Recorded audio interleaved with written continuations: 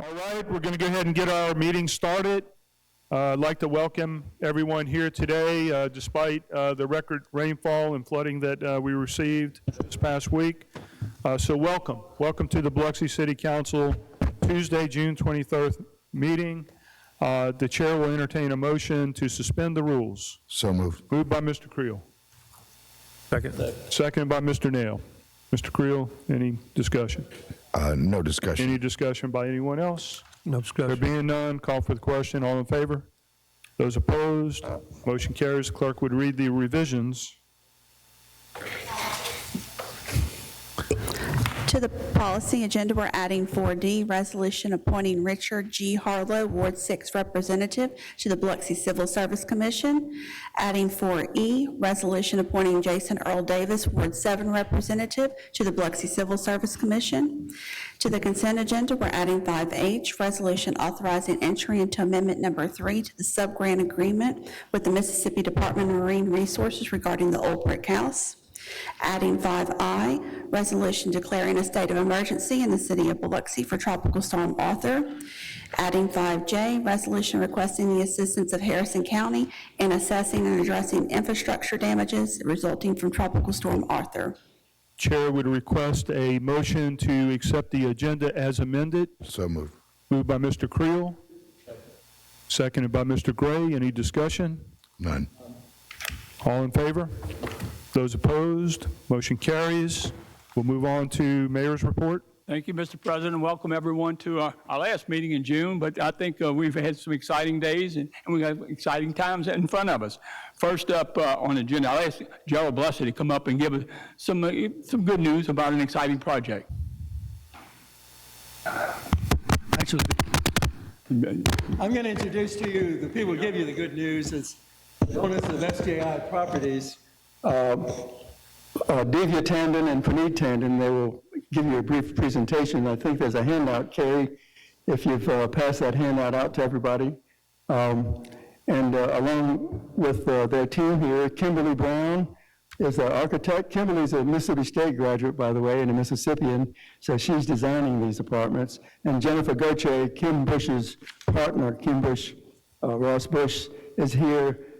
Kim Bush is in New York celebrating with her daughter, whose book has been chosen for a Book of the Month Club, and they're having a big celebration. So I'm going to turn it over to Divya Tandon now, who is one of the co-owners of the company.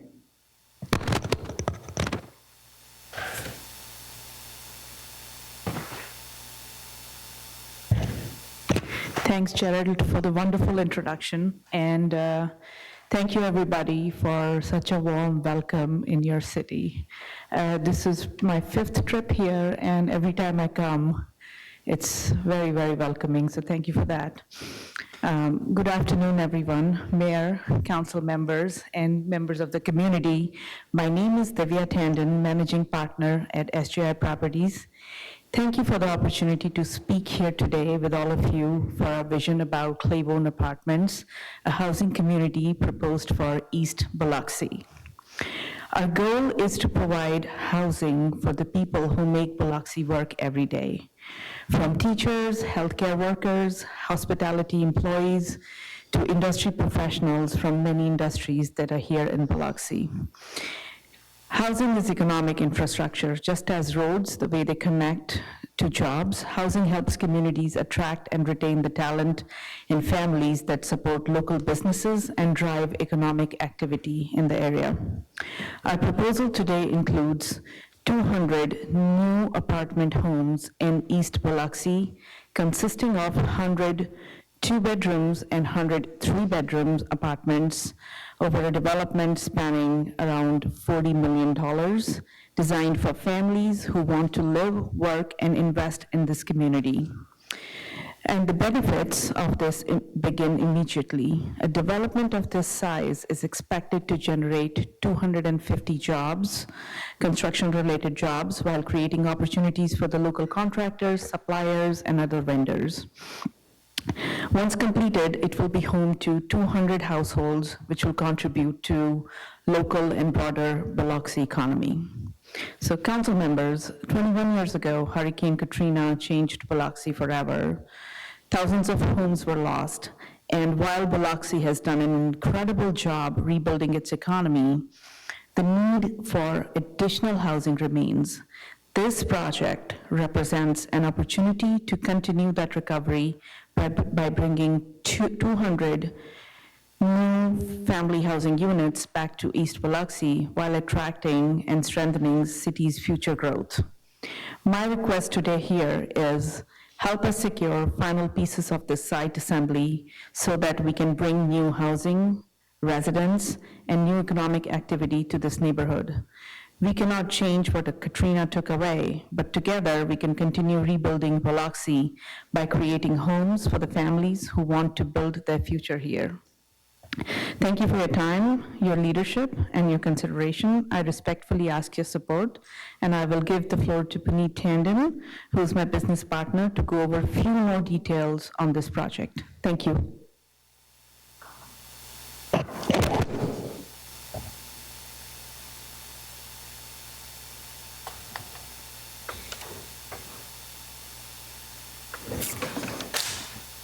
Thank you, everybody. So the location of this project is we are assembling 4.8 acres of contiguous plots over 4 different owners. We have agreements with the 3 other owners already. One is a signed contract, the other 2 are negotiated a price, and we will have a signed contract also. So we are requesting the city for the 2 lots that were declared surplus under resolution number 262-26. This will help us assemble all the lots together and go forward with the development. The site is located in QCT, Qualified Census Tract, and that will help us in getting our funds together properly. Next slide, please. So we are, in essence, trying to bring back residential to this area. And the proposed project is multi-level housing. And in the multi-level housing, we want to finish it using a coastal feel. So our structures will be having more pastel colors and will be elevated on the first floor because of the flood zone that is there. So it will provide, and it's right next to the railroad tracks. Next slide, please.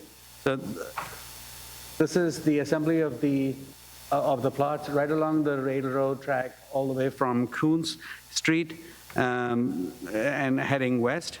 We are at present time talking, the presentation is for the 2 lots that are directly east of the water tank.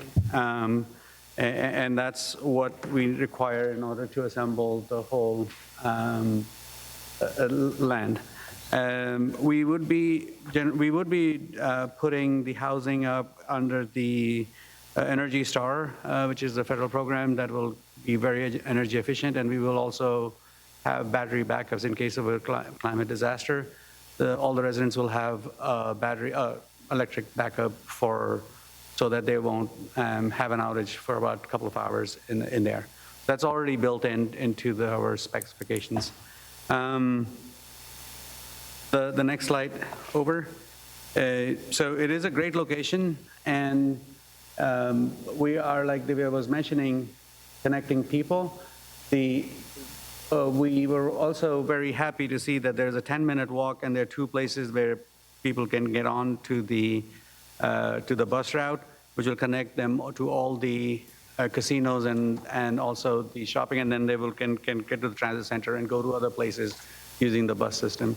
So although it is not right on the bus line, but it's a 10-minute walk, which makes it a possibility for a person not to own a vehicle in case economies of scale, or if the vehicle is down, they can still commute to work and get to the places that they need. So the next slide is our last slide. This timeline that we have is it'll take us 3 months or so to get site control acquisition and the background information, about 10 months to do putting the funding together. So summer of next year, we want to hit the ground and start constructing, provided there's no other drawbacks that we get along. The project should be, if everything lines up, should be about a 3-year project that residents will be living there and be part of the community. That was the last slide. Thank you for your time.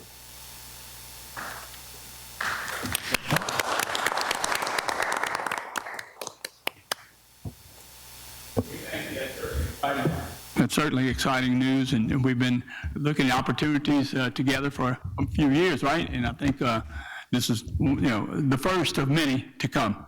So we're excited about that. But, again, you want to do Christina's report now? Okay. And I'd like to ask Christina from our Director of Reports to come up and give us a little information.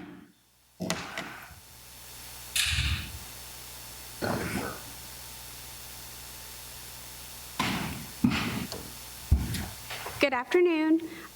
They have asked me to give a little bit of a rundown of the Billfish tournament. Point Cadet Marina, we hosted the Billfish tournament 2 weeks ago. It was the 29th annual Billfish Classic. Despite terrible weather and the tournament being extended, the tournament participants and the directors and the marina staff, they adapted very well. We hosted events throughout the week to keep everyone engaged, including the community. We had a total of 63 boats participate in the tournament, and the event was very successful, and we cannot wait until next year to make the 30th annual Billfish Classic even better.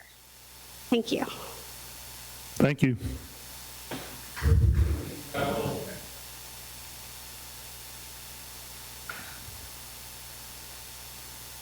I just wanted to give y'all a quick update on our response to all the rainfall. I guess we're calling that Tropical Storm Arthur that we had over the weekend. And some of this is also from the beginning of the month when we had this about week and a half of solid rain.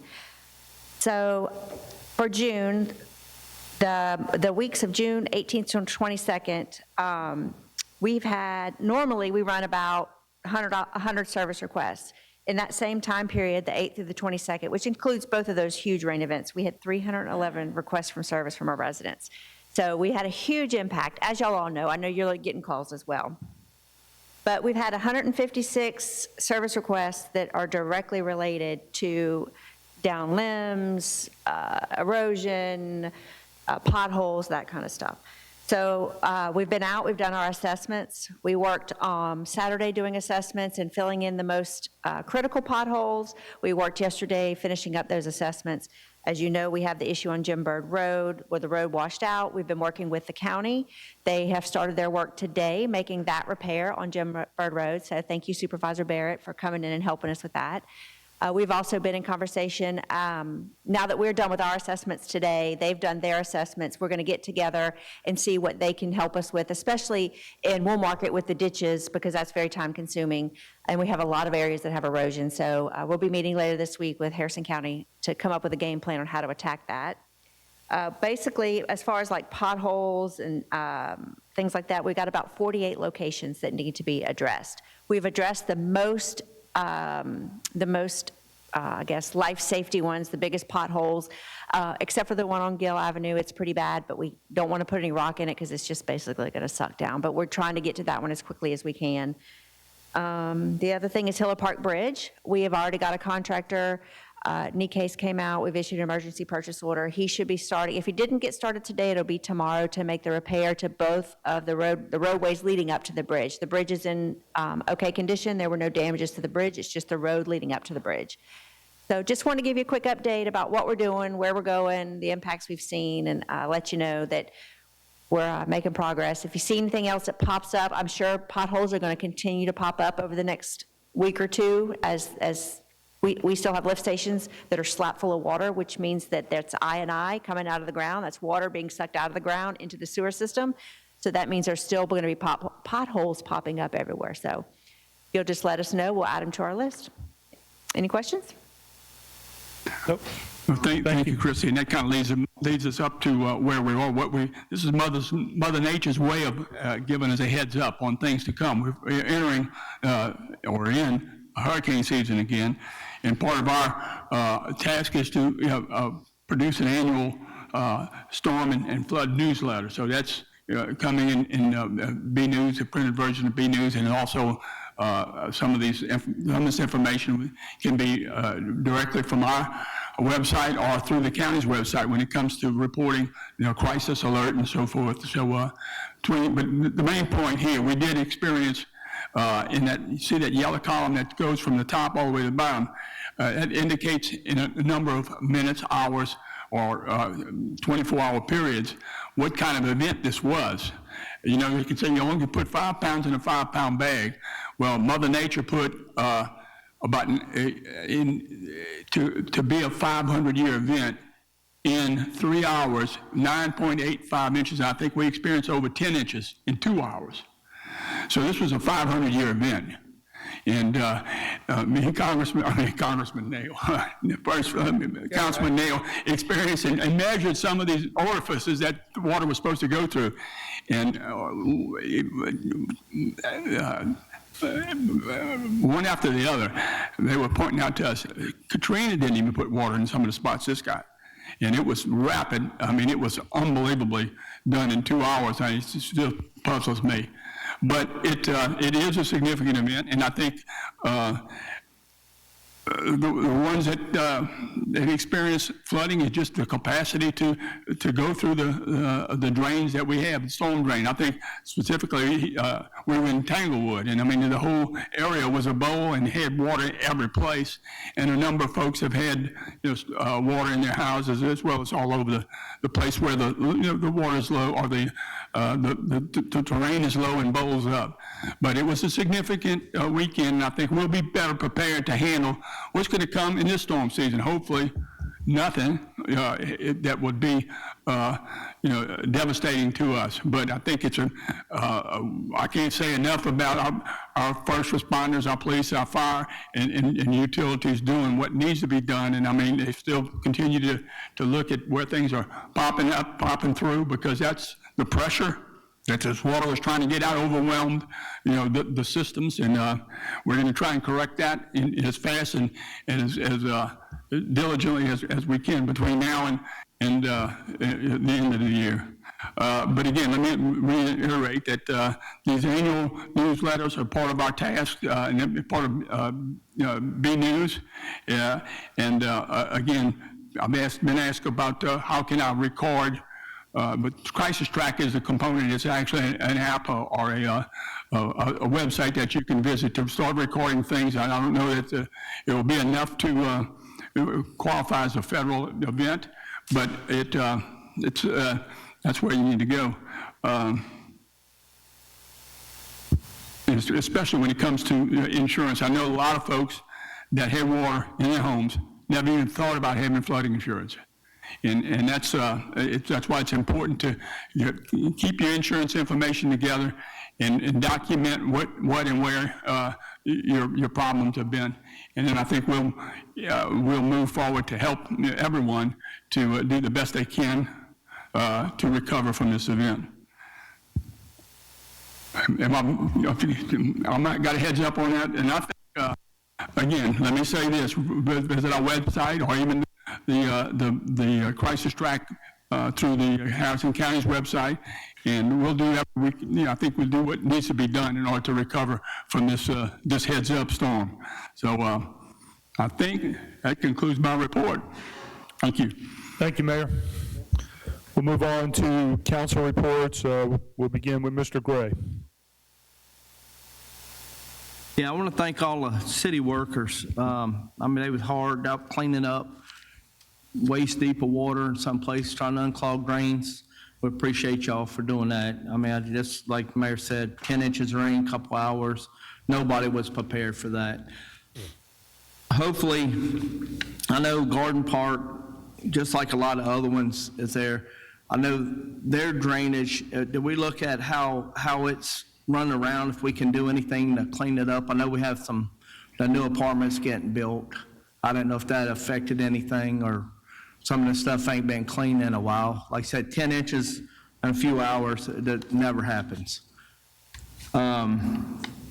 If we can look at, I know we have a lot of people in the State Street and Dewey Circle, all that. I know we have a bunch of I guess we have some water line repairs or sewer line repairs done. Do we know when we're gonna be able to patch them holes?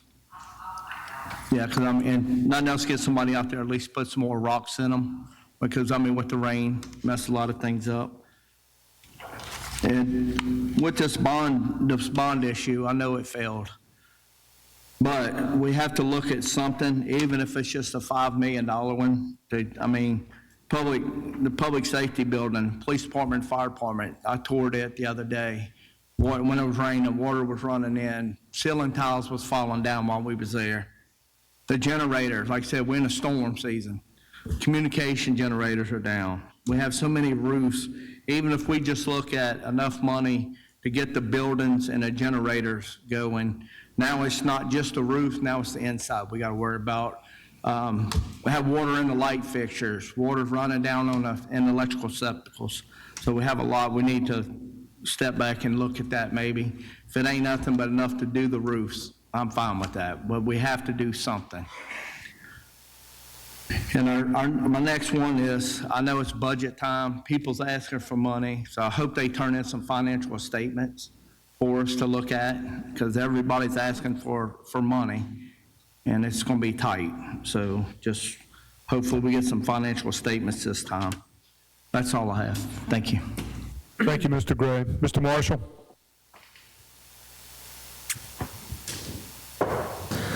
Come back to me.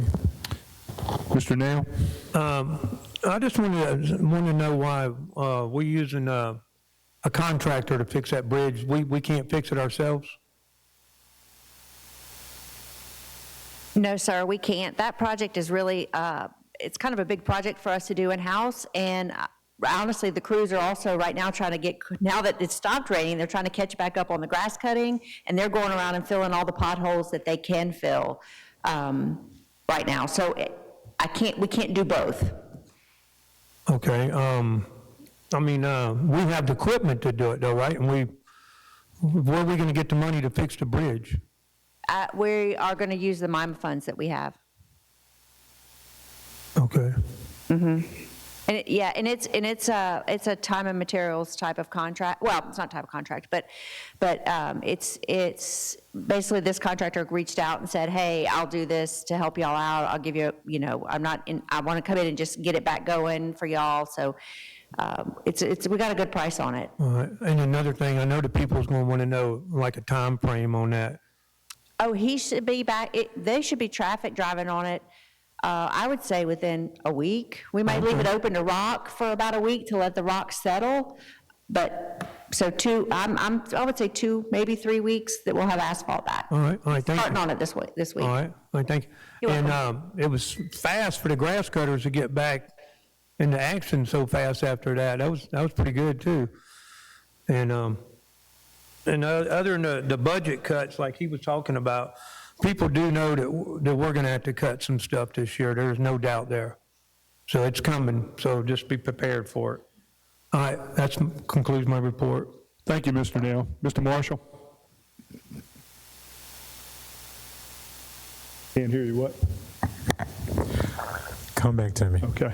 Mr. Creel? So, hey, Christy, you had mentioned 300 plus service calls just in that week, correct? Can you give us an estimate on how many, with the increase in B-Connect service requests were just over that same time frame?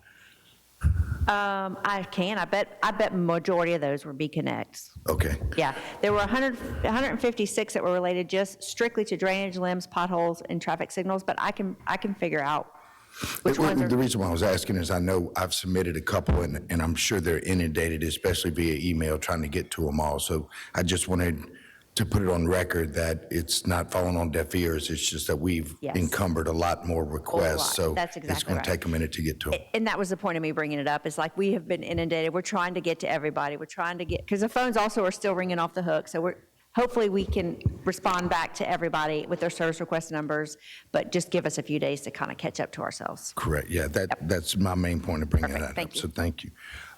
And you speaking of traffic lights, just, and I know you haven't had a lot of time, but on the technology, at the intersection of Sunkist Country Club and at Riverview on Pops Ferry on the intermittent. Jamie, and I'm sure somebody had let you know, but the splash pad at the Margaret Sherry Library wasn't operational. I want to say as of yesterday. I'm not sure if we received a call yesterday that it was not working, and historically, anytime we get any type of electrical activity in the air, for some reason, it knocks the timer out on that area. But we were able to get back out there and get it working, so it is operational. it's back Yes, sir. there. Perfect. Thank you. Oh, Jamie, while you're there, if you could, and I'm sure Councilman Glavin's going to bring this up, but just a quick recap on the tournament that was at AG's Holloway this past weekend. I know just in the neighborhood of Polk's, neighborhood Walmart, tailgaters, even McDonald's, the amount of teams and kids and parents and grandparents that were there. I think Polk's ran out of products. Can you give an update on? Yeah, all of the local businesses we talked to had an outstanding weekend, even with the weather. Our concession people that was on site basically sold out of everything. It was one of the largest tournaments that we've ever held at that complex. You know, we did have some hiccups that we're working through, trying to prepare better for the next ones, trying to improve on some things that we need to improve on so we can continue to offer, you know, that high level ability of play and direction of tournaments. And then Yes, sir. this weekend is wrapping up the season. I know they got another one this weekend. It's more of a local This tournament. weekend is our local all-star tournament for the Diamond Youth. And I want to say that the local teams, if they win here, then they will advance to the next level, which is the state tournament. Awesome. Yes, sir. Great. Thank you. Let me add 2 cents to that conversation. Amy and Ron and several other visitor centers folks, and everybody was there in a demonstration with Placer AI. And that information, we can put you some real dollars to that based on the specific date and time, where they came from, where they go to, by zip code, and dollarize, the success of that tournament. So we're examining that marketing information that Placer AI would provide to us. We can actually ask Coastal to pull that for us, because, you draw, and they have a number of locations digitized, if you know, what do you call it, a polygon placed around it, so you can know through the information on your phone. If your phone stayed over 5 or 10 minutes, it know you were there, and then as well as where you visited, where you came from, McDonald's or other places. So that's some valuable information. We had a skull session upstairs. Was it last week? I think, wasn't it? Yes, sir. But that's some of the examination of some of the tools that we could use. And it'll answer those questions, and it'll be there. You can reach back years and years, so. Especially with the size of that tournament. I think that's the largest one you've held that I know of. It is the largest one ever held there. So Give us about a week or so, we'll get the nuts and bolts of it. that's perfect. No, absolutely.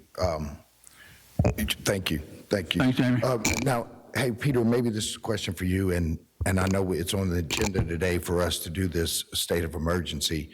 By us declaring a state of emergency, does it qualify residents for any kind of state assistance if they had any damage or unforeseen damage or? If there are programs that come out as a result of this, it could. But at this point, our primary goal is the state is going to allow for some things, and it allows us to interact with what the county's doing, and it's basically, it allows us to do the emergency purchases, allows us to,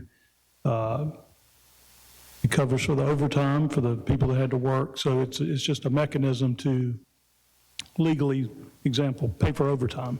That's a key I component. got you. And so then with this step, if it'll go to the next step to where the state may put out something for finance, for example, SBA loan or something of that nature for someone that had unforeseen damage, flooding due to the, and it's basically an act of God. I don't think there's a drainage system in America that could have accommodated that much water in that less of time. But there is a chance that the opportunities such as that will surpass? That could develop. There's no, Okay. but we have to. We would encourage you, want to go to crisis track, because that would encourage, the more folks that have indicated that they had some problems, then that may influence what's available. So go to crisis track and put your problems into the mix, and we'll. So can we do that for the residents as well, for all the input that we? You have to get to that website, it's the crisis track. And like I said, the most graceful way is through, I think, the county's website directly. Gotcha. Perfect. All right, so moving on this weekend, guys, don't forget Fred Hayes Landing. Fred will be in town Saturday morning. He's going to drive in, and then he's just going to stay for the ribbon cutting and then turn around, and his family's going to take him back to Houston. I mentioned to him that was it's going to be a long day, driving from Houston, turning around, driving back, and he mentioned he spent 30 days in space. I think he'll be all right. So, but anyway, he'll be at the visitor center for noon, and then and we're going to have some memorabilia there for him to sign and to hand out, and then we'll take him across to 90 and do a little unveiling over there where the artist has been working diligently to get the moonwalk. I guess this will be the first time he's actually walked on the moon once he gets on there. But anyway, don't forget this weekend, if you can, Fred Hayes dedication out at the visitor center. That's all. Thank you. Thank you, Mr. Creel. You ready, or you want me to come back to you? Come back to you, okay. Mr. Tisdale. Thank you, Mr. President. A few things. First of all, I want to thank the folks in Public Works, and I see Tracy Forehand back there. I'm sure he's put in a lot of hours, as have all the folks, not just in Public Works, but the Water and Sewer Department as well. So we appreciate your efforts. Thank you, Christy. Chief Everett, you don't need to hop up. If you don't know what I'm talking about, I'll get with you after this meeting. There's a pet owner, a dog owner in a Petty Boy subdivision. I'd given Chief D-Back a heads up about this, but there's a history with the dog owner and the dog. So if I can get with you after this meeting if you want. I'll do that, thank you. Mr. Creel, if you don't mind, I think is it Edgewater Square there? Hobby Lobby's located? Exactly. Yes, sir. The old Hobby Lobby. Well, in there, we seem to have an ongoing issue with some of the commercial property owners, buildings that are empty. We have homeless vagrants lugging things to that site, sleeping the night outside there, littering the place. Is there something we can do so that the property owners bear much of that burden? It just puts a strain on, I know, not only your department, but also on city services. Is there something we can do to have those property owners be more proactive? What we do is whenever we see something there that's a violation, we notify the property owners, and they get with the tenants that are in the building and they clean it up. They don't even give us time to write a notice of violation or a citation. So are people going to continue to come by there and just drop stuff off in back of Goodwill? Yeah. Yes, they are. If we call them and notify them, look, you've got trash out in back of Goodwill, okay, we'll clean it up. They clean it up. So, And it's not oftentimes it's not Goodwill. It's, trying to think, used to be a drugstore. I don't think it was a CVS, then it was a sewing center. It's the Joann's Fabrics. Thank you. Behind there particularly seems to be an ongoing thing. But that's, whatever we could do to shift that burden. Okay. Particularly for the folks who own this commercial property. And, I mean, it's just a recurring thing. Okay. But appreciate anything we can do. The last thing is, everything focuses on Petty Boy, apparently. We have, Chief Everett, just a heads up, homeless between Petty Boy subdivision, particularly at the east end, the cul-de-sac of Audubon Place. You've got all these woods, it's heavily wooded, between there and the railroad tracks. So they're homeless back in there. They're building fires. I know Chief Geiser, I'm sure, I think in 2 years we've had 2 fires there. And it's hard for firefighters to get in or any equipment to get in that area because it's so densely, I guess Southern Pines are just so dense in there, you can't get any equipment in there or vehicles. Anyway, the homeless are there, and whatever we can do to encourage them to move on, simply because the residents there are worried there will be another fire. So I told them I would mention it today, so I'm putting the ball in your court, and I know you're happy to probably hit it back to my court when you get an opportunity, but I appreciate your efforts. That's all I have. Thank you, Mr. President. Thank you, Mr. Tisdale. Mr. Marshall? Not yet? Okay. Mr. Shoemaker? I just have a couple of things. I know we've discussed a little bit already about the rain from the last week or two. You know, in Ward 7, we have a little different, I guess, drainage and ditches, a little bit in Ward 6 as well, but for the most part, I think we're a little different in Wool Market, like Public Works and B-Connect. I've been inundated with calls, messages, and texts. I've tried to keep most of the small stuff. I hadn't even reported it. I'll be reporting it soon, but some stuff I think that can wait, some issues. And I know I don't always give compliments on the departments, but I need to say something about Public Works. You know, I've reached out to, well, of course, Rick and Director Labata again the last week and Saturday on some issues I was having, some big issues, nothing small, but some kind of bigger issues. And Public Works was there, and I get that's their job, I understand that. But, you know, and I spoke to a lot of guys over the weekend, wet, tired, been working. So I appreciate you guys coming out there because I had a lot of issues, and I know we haven't addressed all of them, and I know we've got the rest of the city to deal with as well. But I do appreciate you guys coming out to Ward 7 and spending as much time as y'all have been able to. Lastly, Jim Bird Road, I know Director Batam mentioned that.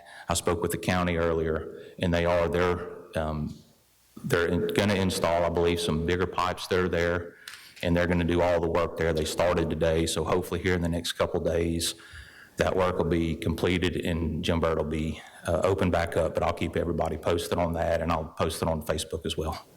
And that's all I have. Thank you. Thank you, Mr. Shoemaker.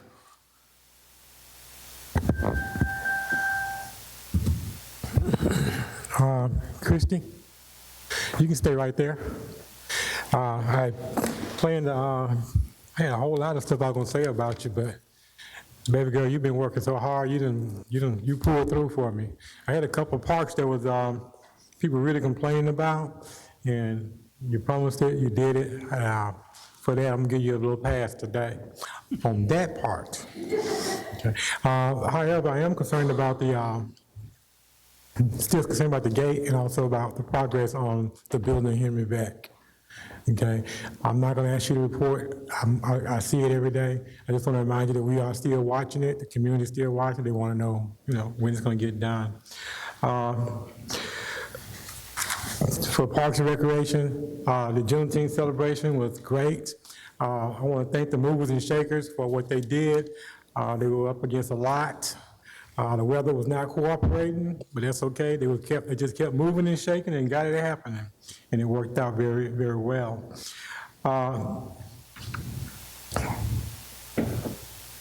To Ms. Christie, I do want to, but this is going to be your department. If you go down Division Street, turn right by the Kroc Center, going south towards Austin, there's an alley behind that church. And it's got to be enough junk in that alley to almost halfway fill this room here.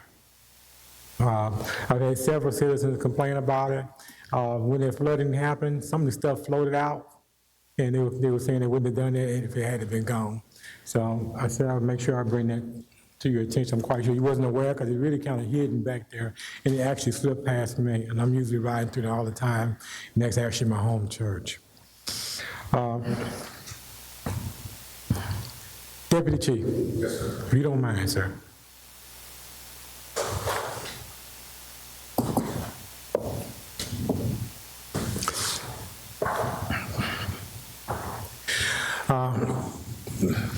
Ward 1 and Ward 2, we've been working together, trying to make sure that what the people see when they get off of I-110 coming to our beautiful city, they see great things.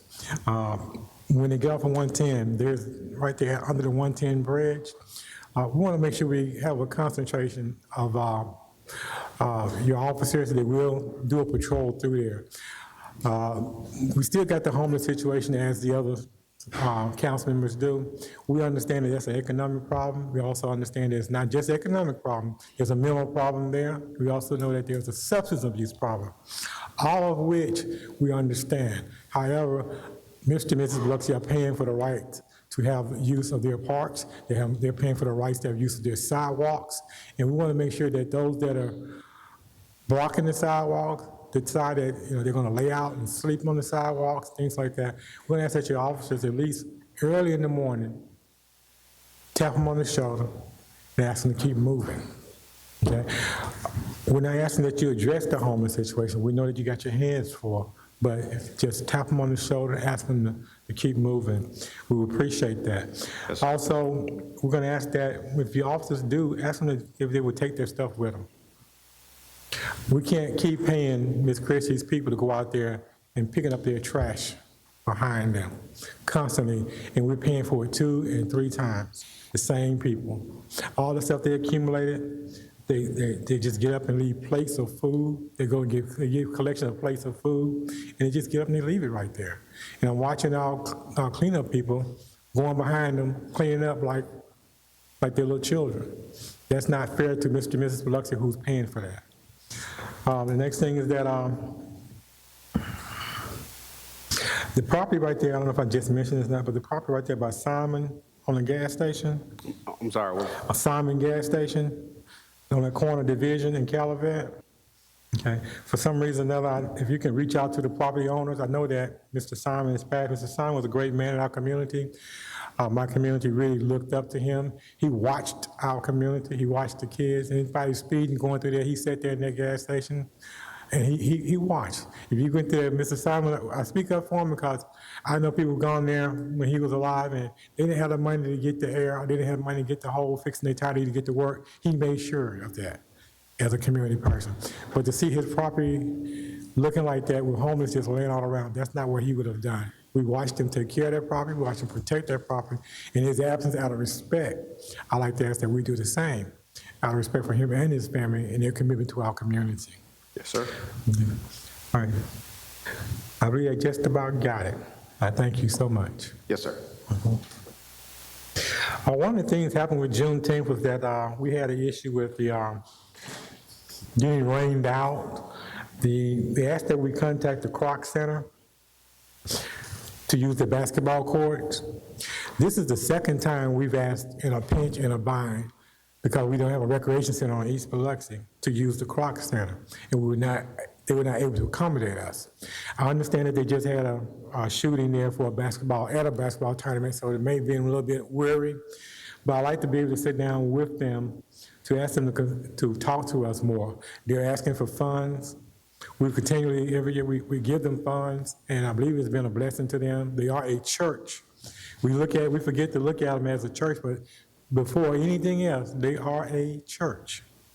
And we have to respect that. So I'm going to set up a time for them to come to us, to address us, so we can see what the program is, how's it working out, what are the pluses, what are the minuses, so that we can work together and make sure that the service of the community is at its best.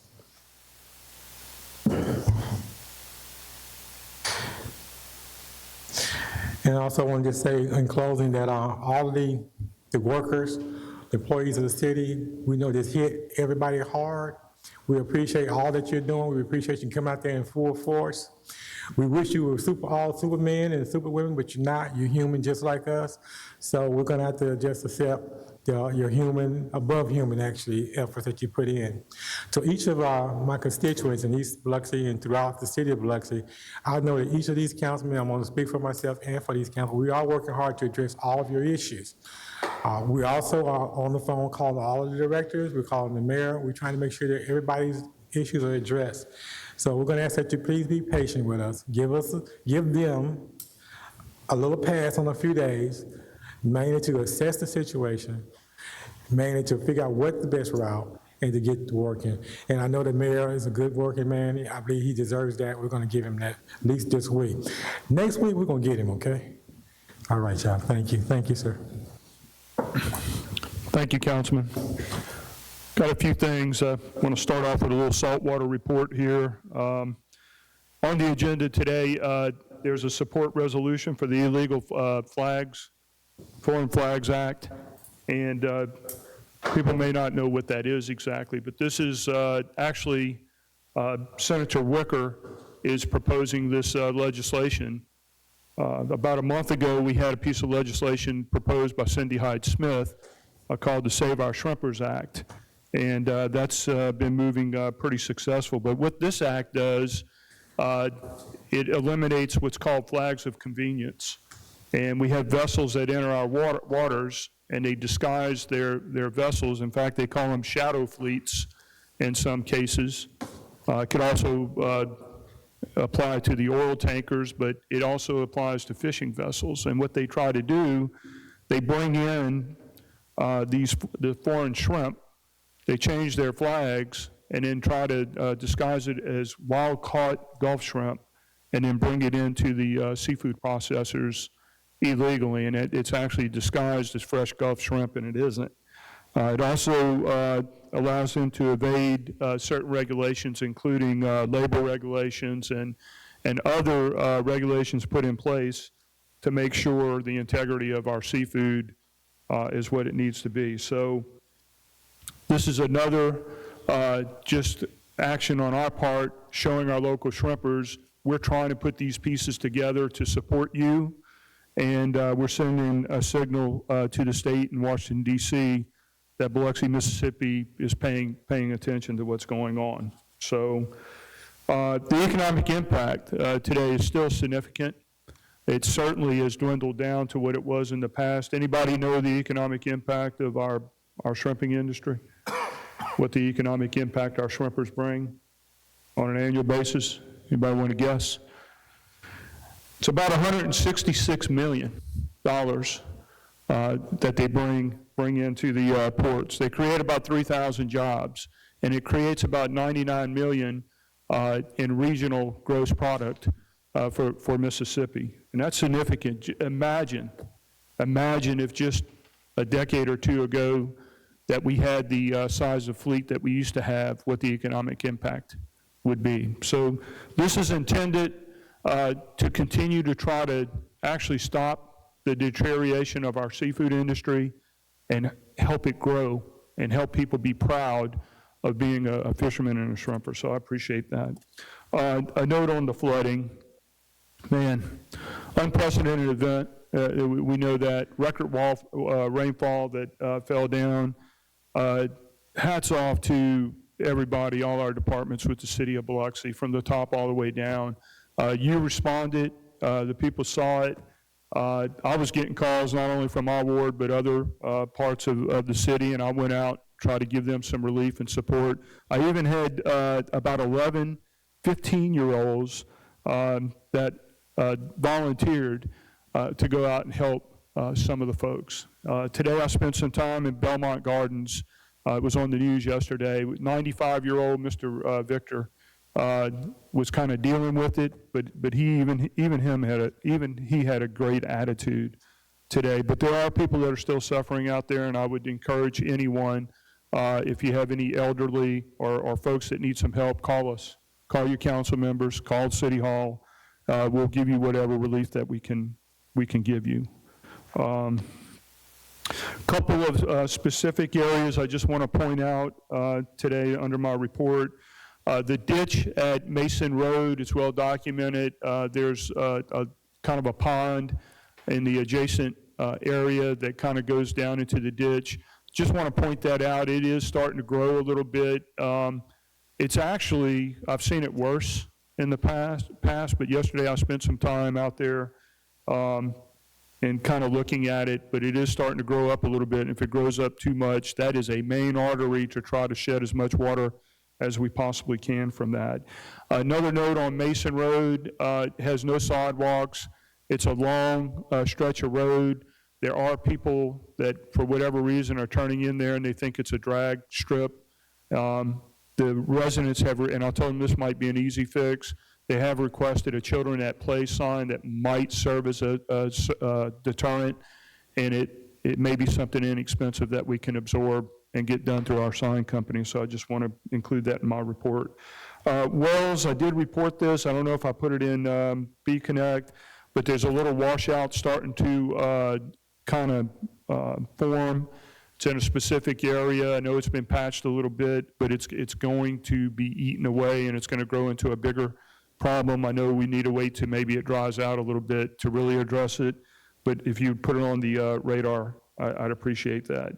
And my councilman in Ward 4, V Street drainage, that's always been a problem area, not on V Street, but T Street, which is on the other side. I walked that entire area. I talked to everyone that was home, including Mr. Winico. I did turn that one in, but if you just kind of follow up with that, I think he has some drainage that seems to be, I don't know if it's fallen in or whatever, but he just reported that it looks like it is sinking a little bit, and somebody can check on that.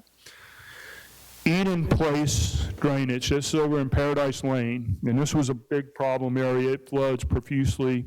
The former councilman, I'm going back a little ways to Nathan Barrett, kind of is aware of it. I did give him a call. It's a complex, I'm not going to call it web, but it's a complex drainage area that several of these ditches connect or interconnect with each other. We do have a right-of-way, as I understand it. I don't understand it completely, but the residents reported that we own part of the road or maybe even the drainage systems. We may need to put our heads together. Nathan indicated that he's standing ready to help us if we need any county support. This goes back to the Williams paving property.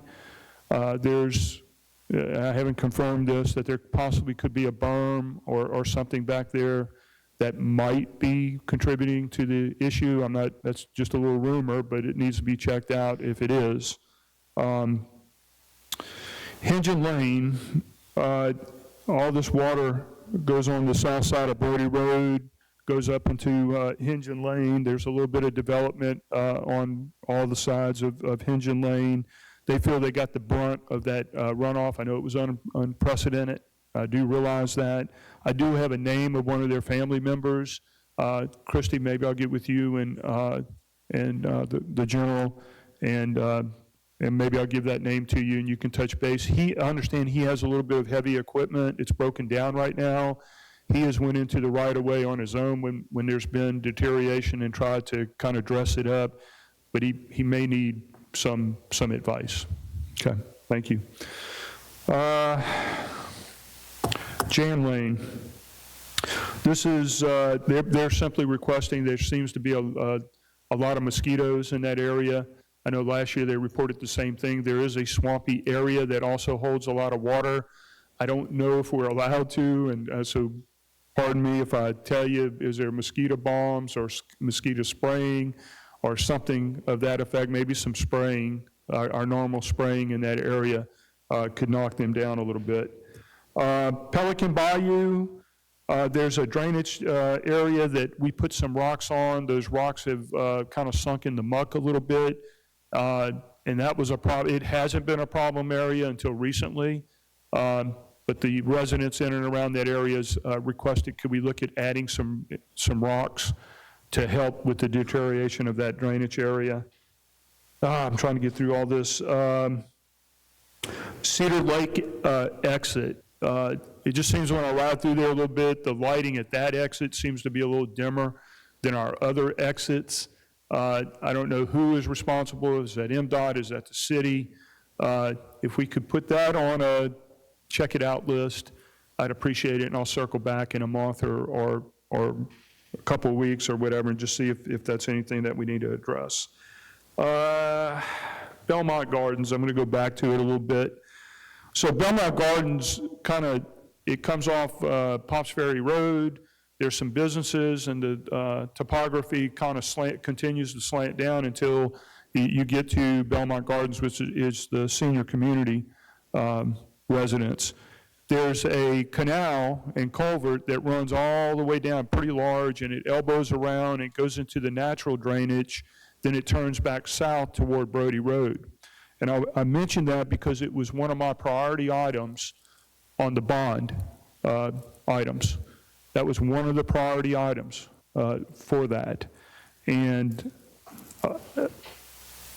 I got a call today from one of the developers that is over on the Brody Road side, and he said some of the lots are a little larger than he really needs, and if it would help the city, he would be willing to donate some of those lots that we could have a canal that would extend back there, maybe some retention ponds, and that may be part of the solution of finally solving the problem for a long, long time that Belmont Gardens has experienced. Okay. Some good news. I'm going to mention A.J. Holloway Sportsplex. In between all this, it is a miracle. It is a miracle when we had this type of record rain that we were able to host 102 teams for a World Series tournament and only lose one day.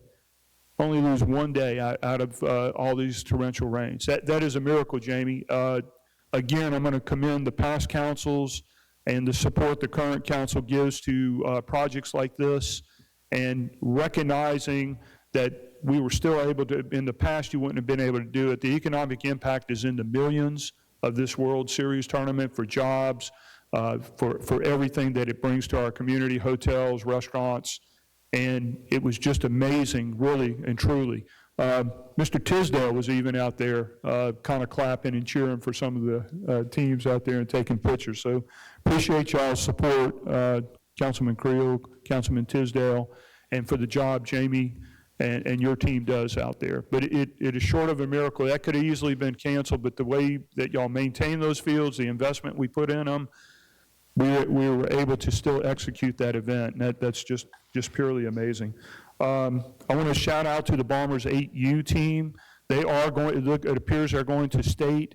I would encourage my council members to support the Biloxi Bombers 8U team. They're going to be heading out in July to that World Series state event.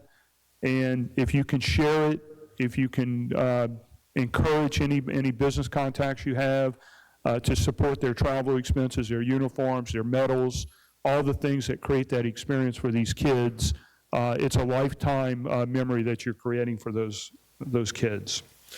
And then the last thing I just want to end with, I know we talked about this bond last meeting, and we debated it, and we came back to the table the next day to see where we were going with it, and it failed.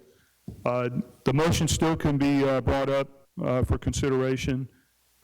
You see what we experienced with this record flood.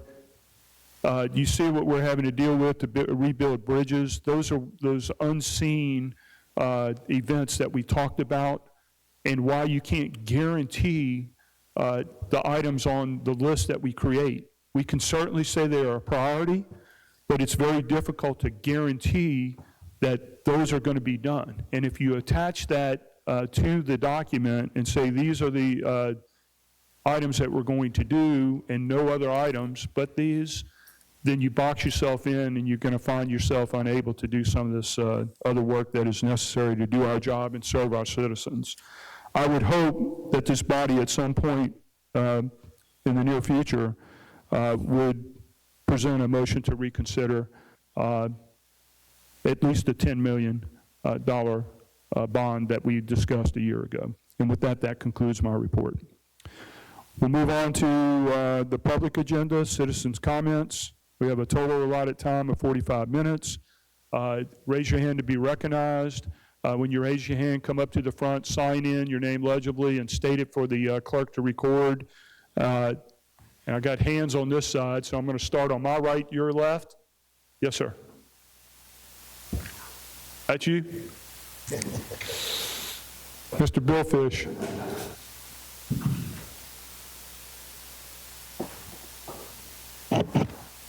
Anyway, thank you for having me. My name is Bobby Carter. I'm the tournament director of the Mississippi Gulf Coast Billfish Classic. It is an event that we just finished up a couple of weeks ago. We also had bad weather. We had to change some of the format for the tournament because of the weather. We gave them like 3 choices, like they could either fish Friday, Saturday, Sunday, Saturday, Sunday, Monday, or Monday, Tuesday. Or C, they can see you next year. Well, 40 of them said see you next year. But we did have 63 stay and fish with us. And I just want to thank the city of Biloxi, the mayor, and the council for supporting us. But there are a few people that I want to personally acknowledge that really helped this thing to be successful. And one of them is Rick Weaver, Rachel Quave, and Christina Johnson. Her and her staff did an excellent job, and those 3 really made you guys look great. Some of the things that we had to do to work together to pull this off was like we had 2 days, like Thursday and Friday. Normally the boats are gone, so what did we do? We had a concert on Thursday night with Rockin' Doopsie coming over from New Orleans, a Grammy Award winner. On Friday night, one of the boat owners suggested, if you don't have anything to do you mind if I do something? I said, sure, what do you want to do? Well, he makes a phone call, and he brings over a catering truck from Drago's in New Orleans. And they bring 3,000 oysters, several hundred pounds of boiled shrimp and crab, but it was just all of us coming together under the circumstances to make this event and to showcase the city of Biloxi. And I just want to really thank you guys for making it happen. And next year is going to be our 30th year. And thank you all for all your support. Thank you, Bobby.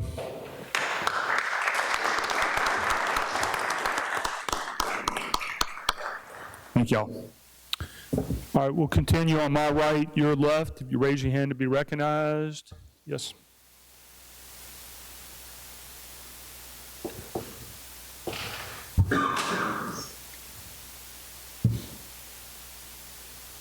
Hi, my name is Heidi Hoy, 1611 Glen Swetman Street in Biloxi. My husband Dan and I volunteer at Back Bay Mission weekly. We have for the last 4 years.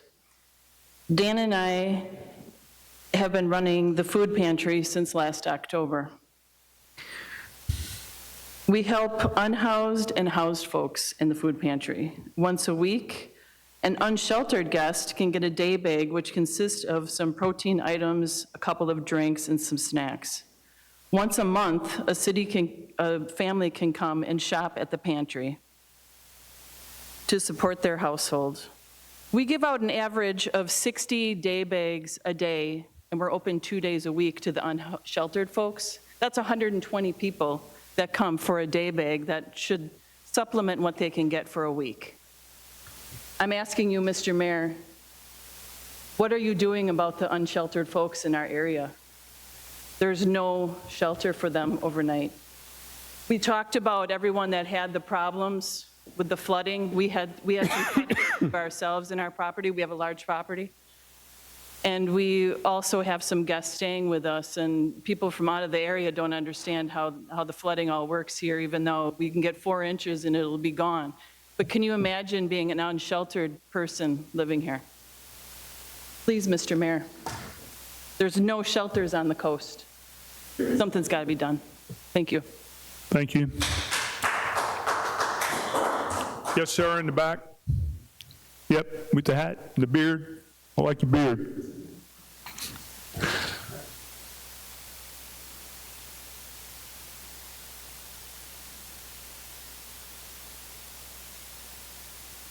Tracy Forehand, City of Biloxi. Take care of your utilities. How about now? I take care of your utilities. I'm here to talk to y'all about something. Tin can. Utilities tin can has been kicked down the road for years. A little over 11 years ago, we were working on a water leak in that man's daughter's yard, talking about the mayor.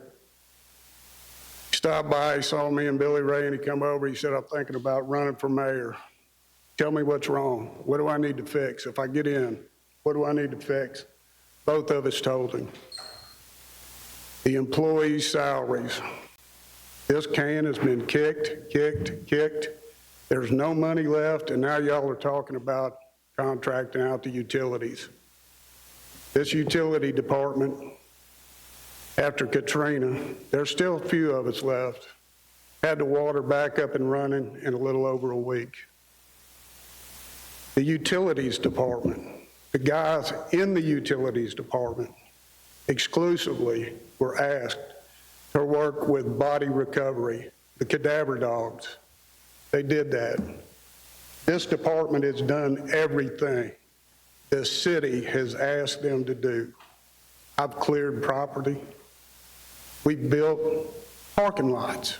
Nothing to do with utilities. We were asked to do it. Cut grass when they were behind. Everything that the city has asked this department to do, we've done it. Now I'm asking y'all, y'all have it in y'all's control. It's not y'all's fault. This is not y'all's fault, but y'all are holding the bag for it now. Raise the water rates. You're raising them right now 3% a year. The water rates in Biloxi are some of the lowest in the state, not only in the state, in the country. People pay more for a phone bill than they do for their water rates. Raise them. Is it going to be popular? No.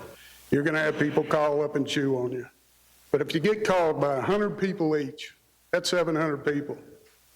You got 600 people, over 600 people that work here in the city of Biloxi, and every one of them will tell you to raise the rates. If it comes to contracting out your people that have done everything that has been asked of them, they'll tell you to raise those rates. 3% a year on a $50 bill, $1.50. You're doing that right now. You're standing still. You're going backwards. Take a look at it. What's the answer? I don't know. That's what y'all were elected for. Take a look at it. Take a good hard look at it. And while you're looking at that, look at the taxes too. I own property here. I want you to raise my taxes. I want you to. That's what you were elected for. Because when you start with utilities, that's just the beginning. You're going to continue on. Thank you, Mr. Poirier. Thank you. Thank you. Anyone on my right, your left, on this side of the room? Go on this side. Yes.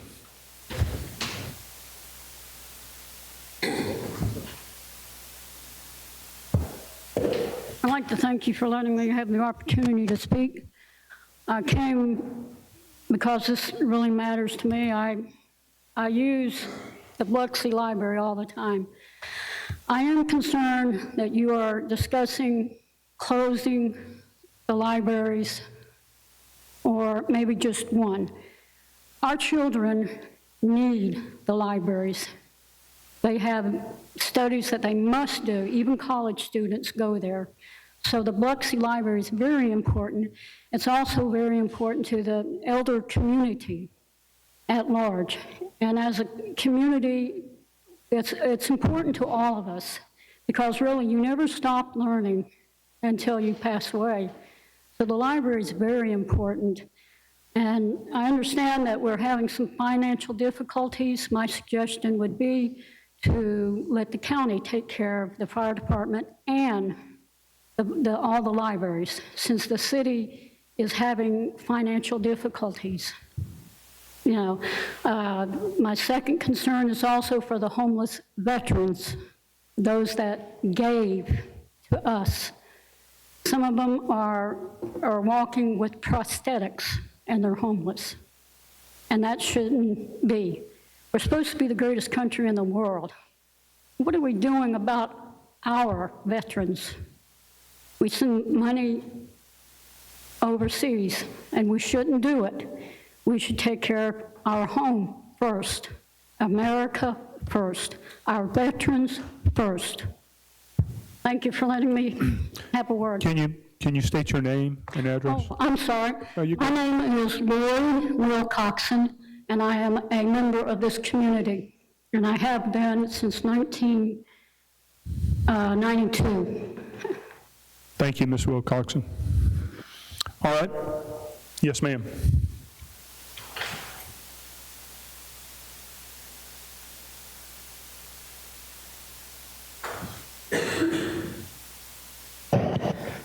Good afternoon. My name is Anita Cannon. I live at 383 John Adams Drive in Biloxi, and that's north of Pass Road and west of Rodenberg. My property backs up to the Air Force Base housing. And my area is not in a flood zone. I never had any flooding until the Air Force Base replaced their base housing behind me, building it on a much higher elevation. The first storm we had after they rebuilt that housing, the runoff flooded my house. On the 19th and 20th of this month, it happened again. There's always flooding when it rains, but twice I've been flooded out now. I think there should be some way for the Air Force, if they're not gonna, PA came, the Public Affairs from the Air Force came after the first flooding. And although they would not take any responsibility, they did talk about the contractor maybe doing some mitigation. Evidently not enough was done, or I wouldn't be flooded out again. I think it wouldn't be too hard to ask the Air Force to build a retaining wall of maybe even sandbags to divert some of that runoff water so the houses on that end, I wasn't the only one that got flooded out, so the houses on that end could be, the water could be diverted, and maybe they could even help contribute to some drainage, some money for drainage. I understand money, not having enough money for everybody, you know, this is an issue. But I think the Air Force should take some responsibility, whether that was a contractor that worked for them or them themselves, to help keep us from being flooded out. I believe it's a health and safety issue that can be addressed without a whole lot of money. Thank you for your time. Thank you. Anybody else on this side of the room? Mr. Husley?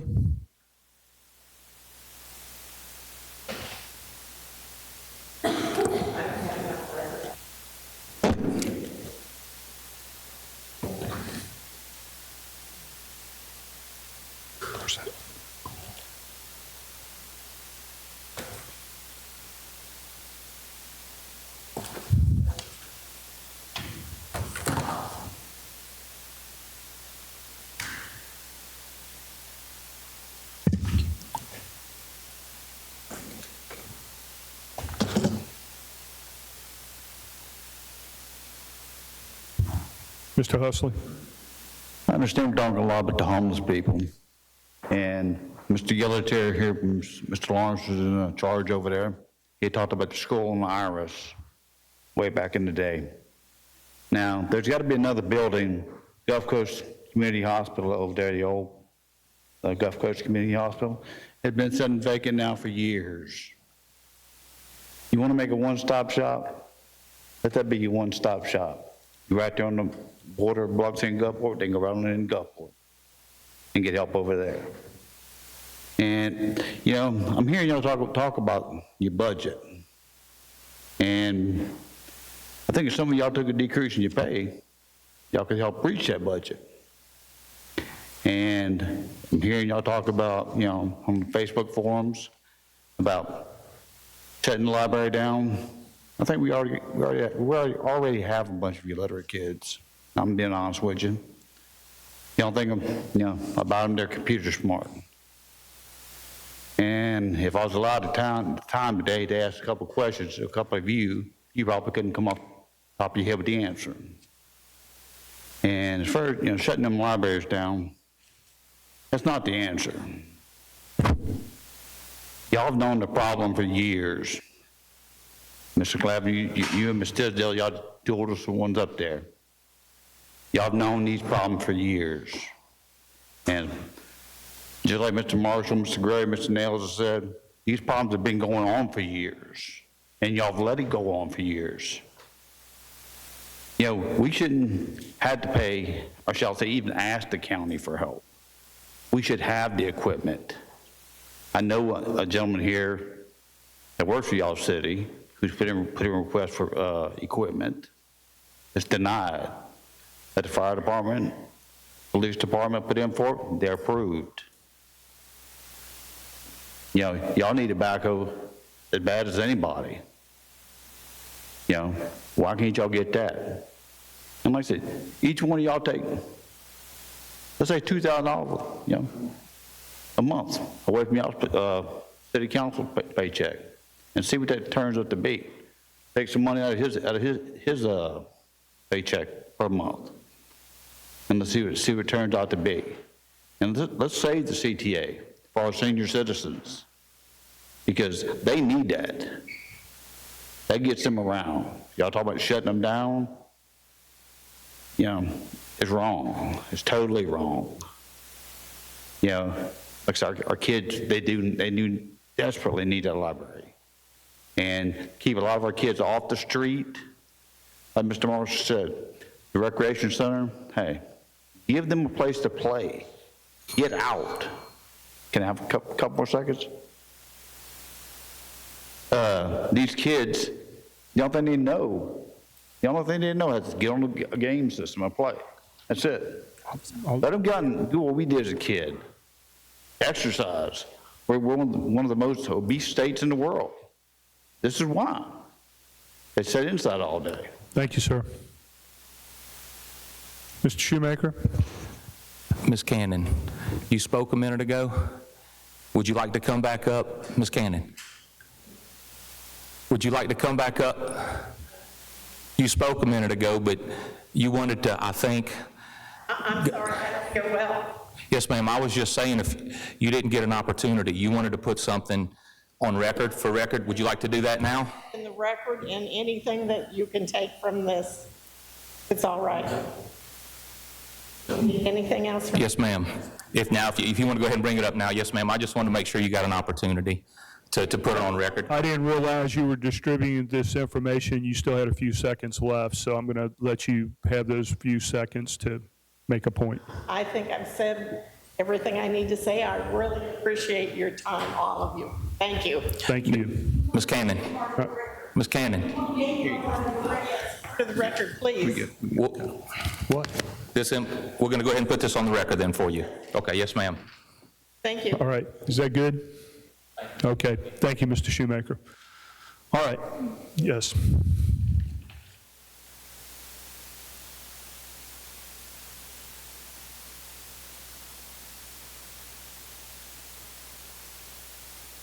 My name is Anne Marie Gamache, and I own a property at 1670 Sunset Boulevard. And Ms. Cannon, now that I know her name, she's brought up most of the problems I have, but the neighborhood flooded, and it's just adjacent to where John Adams is. And another thing that contributes tremendously to our neighborhood are the trees. Yes, the oak trees are beautiful, but they overhang the street.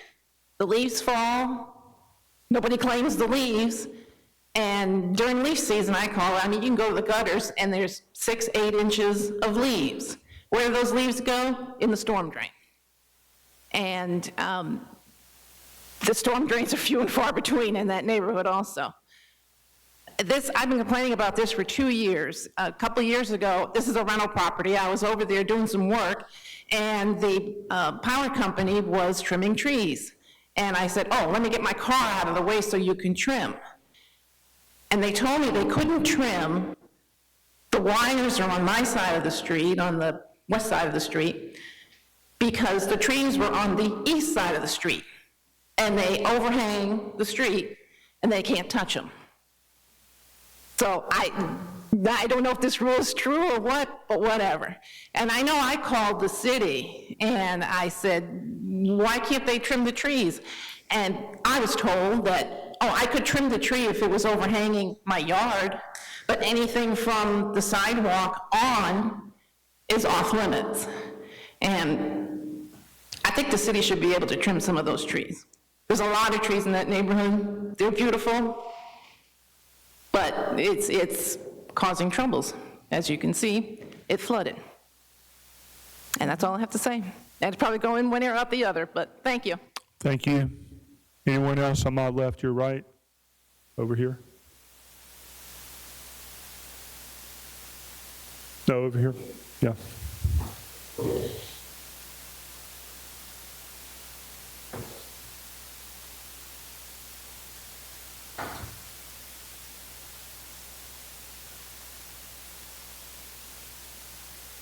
Good afternoon. My name is Dwayne Dillon, and I live on the north side of Pass Road in the same area these ladies was just talking about. And I think our drainage system that we have on our street is a failure. We have 2 drains on that corner, had 2 drains in front of my house, and they're every bit of 600 to 800 feet apart. My problem, this is just my personal belief, just like this air system, if you want air to get back there, you got to put a vent back there. If you want the water to flow properly, you need to put drainage in between those 2 drains. When you're looking at the capacity that we had to deal with Friday night, Saturday morning, it was unbelievable. I wouldn't have never, ever imagined I would come out my door, and I got 3.5 feet of water at my front door. Because the street, the way the street is constructed, it's having a flow to my yard, in front of my house. It's on a downslope. Now, all of that water that comes from that way, it stopped right there and it had nowhere else to go. It actually set like it was in a bowl. When it get about 10 feet from the corner, it goes up. From there, back from that other corner, all that comes to right there. When I walked out of my door, my wife was crazily scared. That's 3 feet of water.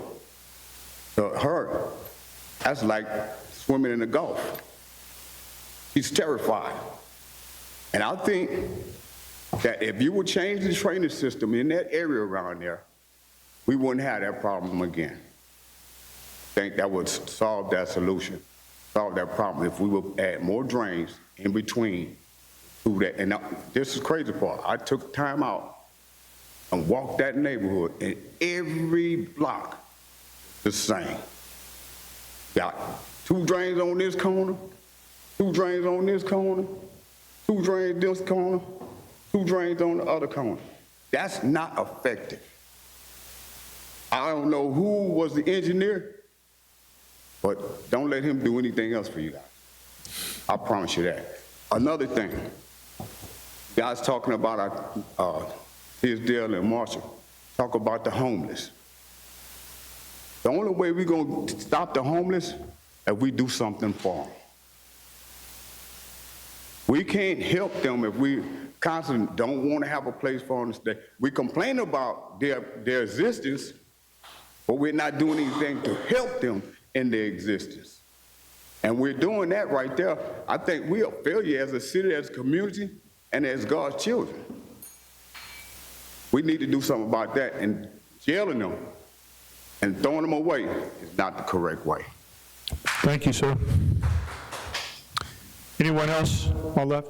Yep.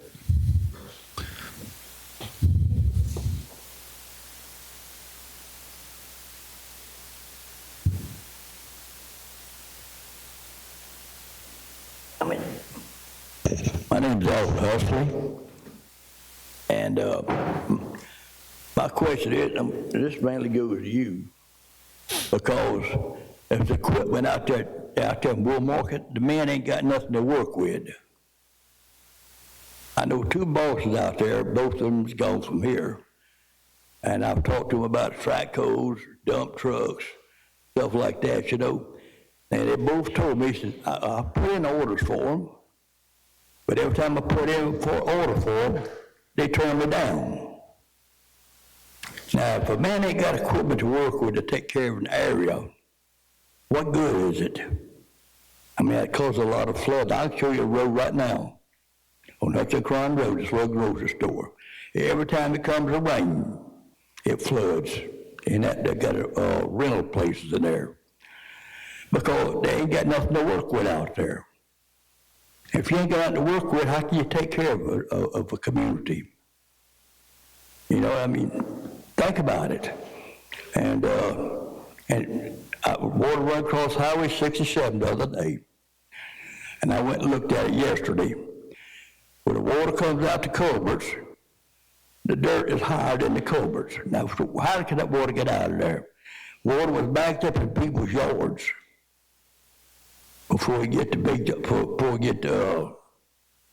Hickman's Road. And the water could not go out because here's your culvert, here's the dirt right here. It was all backed up the road there because they can't get out the culverts because they got nothing to work with. So how can you take care of something or other when you can't, when nobody will buy it for them? And I know what I'm talking about. And so, I mean, people's paying taxes out there like here in Biloxi, but they can't get nothing because y'all, the city of Biloxi, won't buy them nothing. You ain't got to buy brand new equipment. You can go to them auctions there and buy just as good equipment as you would buy a new one. And that's true for folks. And dump trucks, you can do the same thing. So they no need to say we can't buy a new one. You ain't got to buy a new one. It's always equipment over there where people's getting out of business. Ain't nothing wrong with them. I go from dump trucks, dozers, trackhoes. You ain't got to buy a big trackhoe, get a small one. And get him 2 trucks there to work with. While one's going to get emptied, he can be filling the other one up. And them bitches out there ain't been dug out and took care of this. Y'all annexed it. And that's been about 25 years. The drainage system has gone to the dogs because nobody won't buy nothing for them to work with out there. Oh, they cut grass, weed eat. There's more to it than that. There's more to it than that. If you ain't got nothing to do nothing with, you can't do nothing. I mean, y'all grown men, you know that. Thank you, So Mr. Hussey. Your time's they, expired. Your time's expired. Okay, how can they buy nothing when they ain't got nothing to do nothing with? Thank you, sir. You're welcome. Anyone else on my left, your right, left side of the room would like to speak? Raise your hand to be recognized. Gentleman in the back.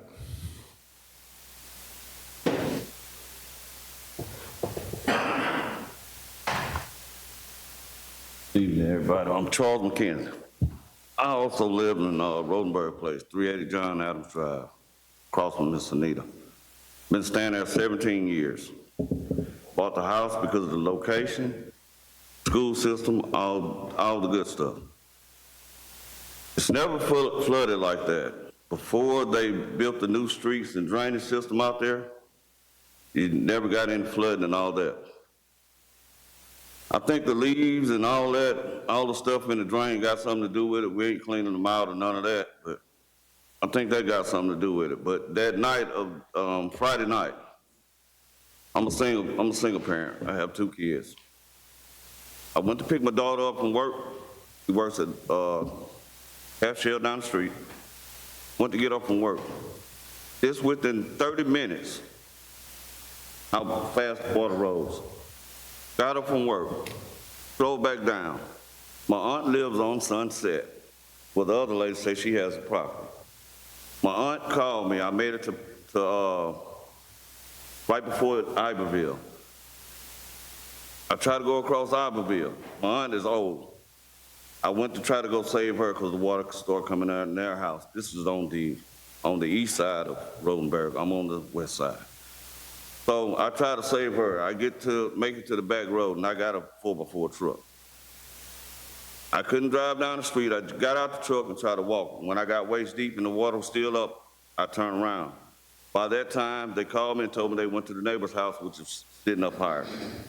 So it took me about 20 minutes to try to get to my house. Then I went down the guy Dwayne Street, but I couldn't get through there. I went all the way down the baseline on the high side where the fence goes down Rodenberg and went on that back road and had to ride like on top of people's property to get back to my property. And the water come up so high back there and it never been like that. So I think the drain system, I work structurally. I do a lot of structural work. I think the drain system has to be staggered in that area to release a lot of that downfall, like what she's saying from where they built up on the Keesler housing and all that.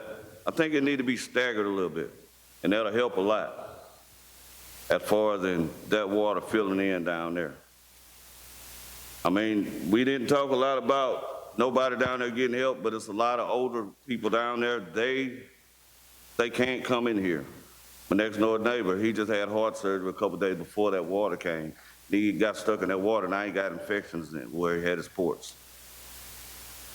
But you got a lot of older people, they're not saying nothing because they don't have no way around or nothing. You know, it's just, it's sad. But if y'all can check on the people and, you know what I mean?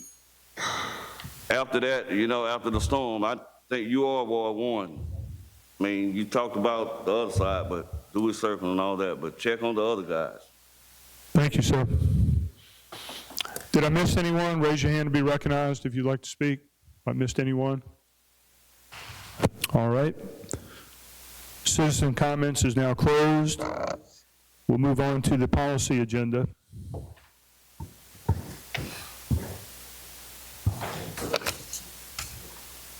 You can begin anytime. Resolution granting conditional use approval to add an auto sales rental use to an existing auto repair shop located at 1899 Pash Road. Chair, entertain a motion.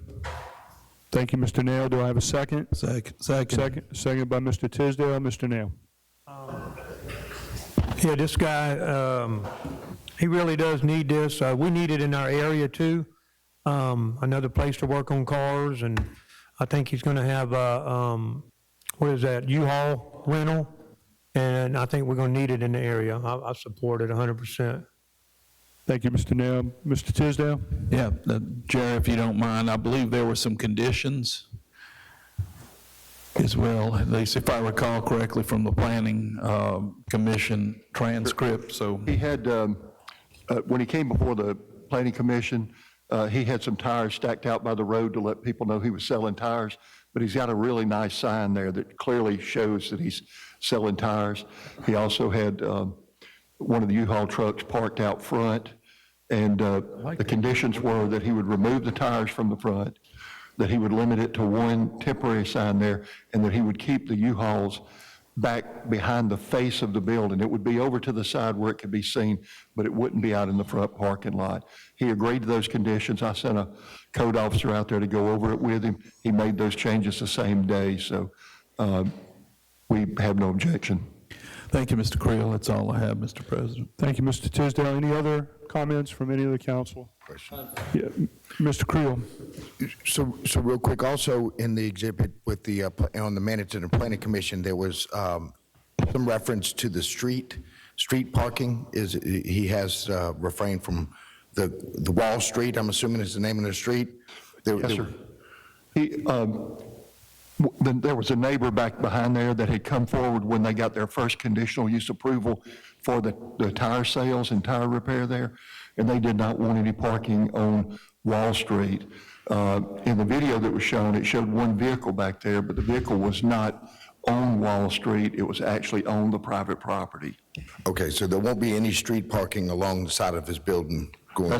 That's part of the conditions, yes, sir. Okay, thank you. Any other comments on this item?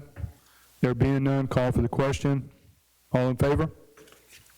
Those opposed? Motion carries unanimous. Next item.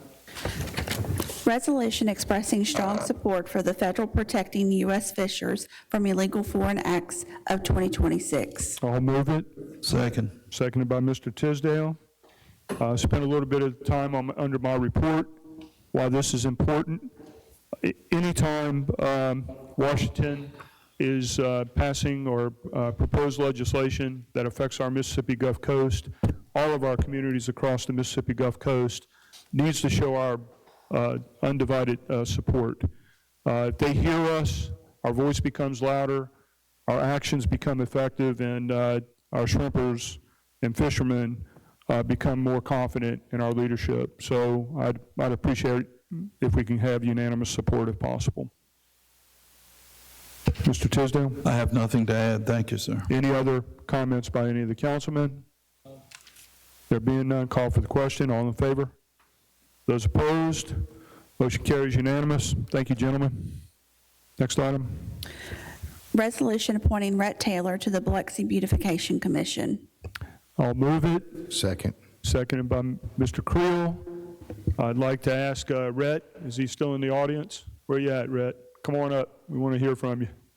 And as he's walking up here, Rhett, when he was asked for several months, and he's not a commissioner, but he's acted like one. He's been at most all of the meetings and been engaged, and not only does he have my support, he has the support of the fellow commissioners, and we're hoping we'll approve this today to put that official title on you, Rhett.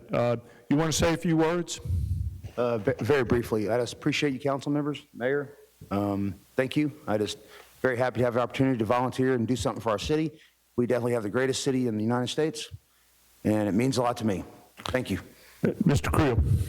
Well, first of all, with Rhett's appointment, we now have a full beautification commission. We now have all 7 members, so thank you guys for your support. And Rhett, thank you most of all, as Councilman Glavin had said, you've been there volunteering before you were a volunteer. So thank you for volunteering, as I always say, for a commission that has no authority and no funding.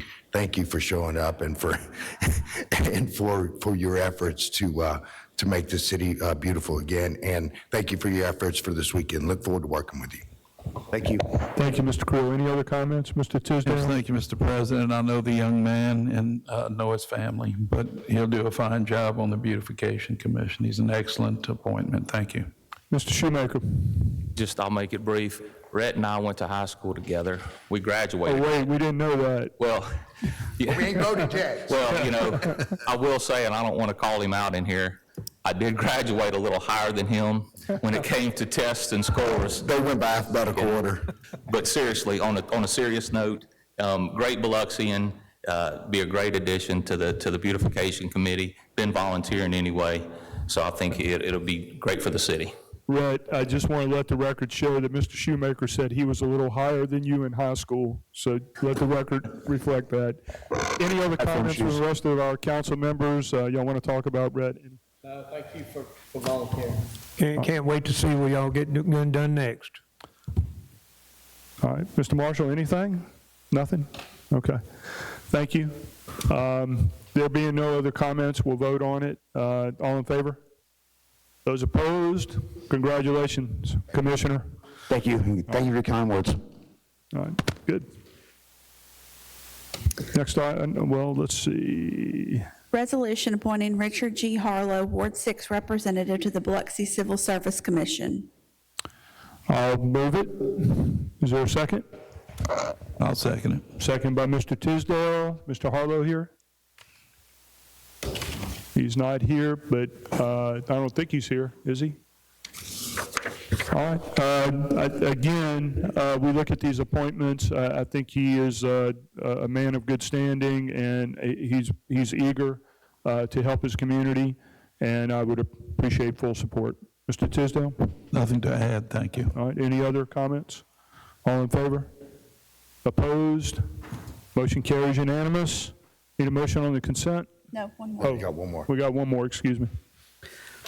Resolution appointing Jason Earl Davis, Ward 7 representative to the Biloxi Civil Service Commission. Chair will entertain a motion. I'll move it. Moved by Mr. Shoemaker. Is there a second? Second. Second by Mr. Creel. Mr. Shoemaker? I don't believe he was able to make it. He had, I believe, an appointment with his one of his children, so he wasn't able to make it. He was going to try, but Jason, retired chief of police, or chief of fire department. We can't call him the police because he was a fireman. No offense to the firemen, but no, great guy. He'll be an asset. I worked with him when I was on the city council or civil service many times when he was the assistant chief at the fire department here in Biloxi. He'll be a great asset to the city. Thank you, Mr. Shoemaker. Mr. Creel? Nothing further. Any other comments? Mr. Marshall? I'm good. You're good? Okay. Any other comments? All right, all in favor? Those opposed? Motion carries unanimous. Need a motion for the consent. So moved. Moved by Mr. Creel, seconded by Mr. Tisdale. Mr. Creel. Let's see. Item D, Jerry, item D. So the surplus property that's up for sale that we had the presentation on with.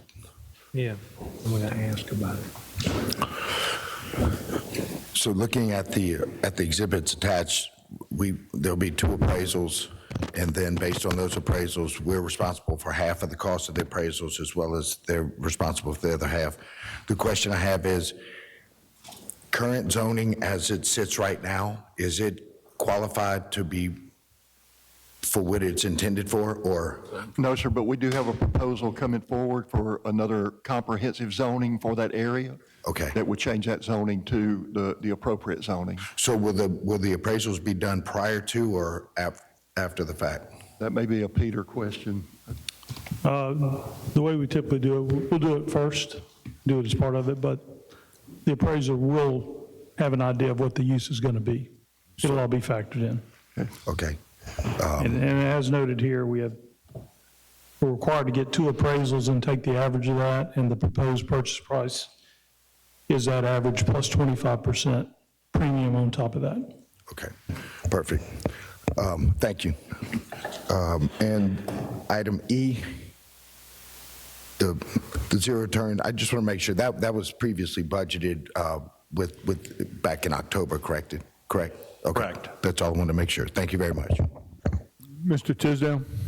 Yeah, we're looking for residential housing, particularly in East Biloxi. And personally, I'm glad to see it happen. I'm familiar with the area.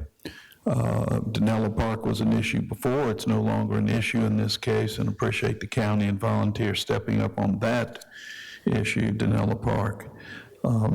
And looking through what you've proposed, the booklet and your presentation, the price is more affordable, I think, for many families. And right now, I'm just amazed at what rental properties go for these days, the market rate. So I think this would help with the housing market here in Biloxi and help particularly a lot of young friends.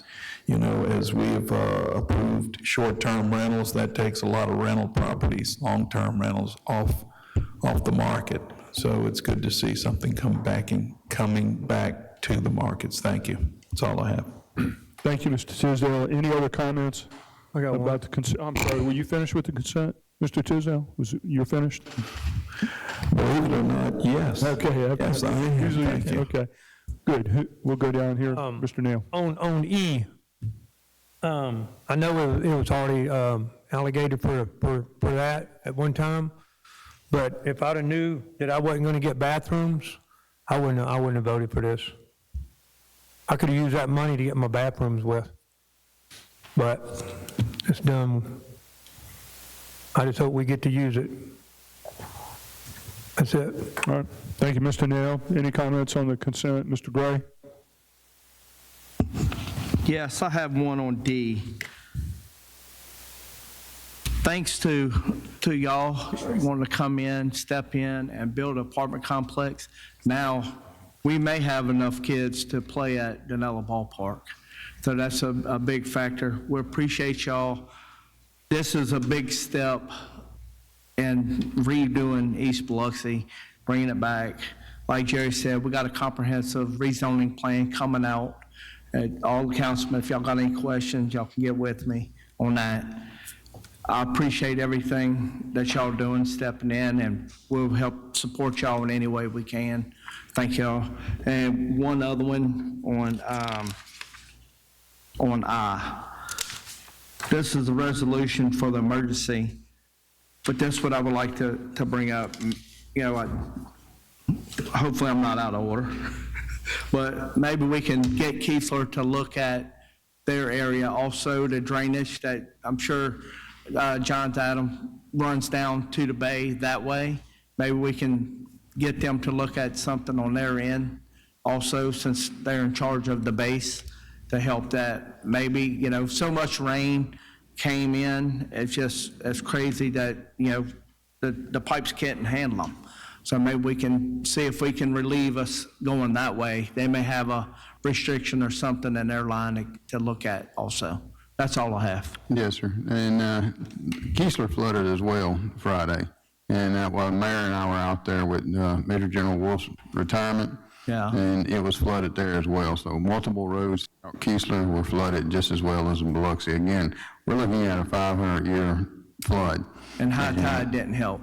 How did that help? No, high tide didn't help. We had a super high tide that day too. You know, nowhere for the water to go. Yeah, it was a perfect storm, so to speak. But an after-action plan with their civil engineering department. And up until a few years ago, they didn't have on-base set of civil engineering folks. And so we're going to have a little after-action gathering to discuss where the problems were. Right. Plus we get a chance, hopefully, hurricane season, we can get some of these ditches cleaned up and get ready. And hopefully, it's a wasted time doing it, but it's definitely needed. We don't need a hurricane, so that's all I have. Thank you, Mr. Gray. Mr. Marshall? In reference to item D, I want to make sure that we have, it's going to be any type of stipulations about when they're going to start, and is that going to be in the contract for sale? And how long they're going to have? And I see they have it in the proposal, their timeline, but we need to know if we're going to have anything on there, say if by chance it fell through, do the proper revert back? Right. Well, the contract lays out the timelines and the deadlines. I believe they could speak to, in my opinion, they've given themselves enough time to ask for an extension if needed, but the timeline I understand they're on is to hit the ground quickly and to, I mean, if their funding is not all put together by, within that diligence period, I don't think they're going to close. So, I mean, it's essentially, we have to get a price, we get the price, get the appraisals done, and y'all may want to speak to that further as far as your timetable.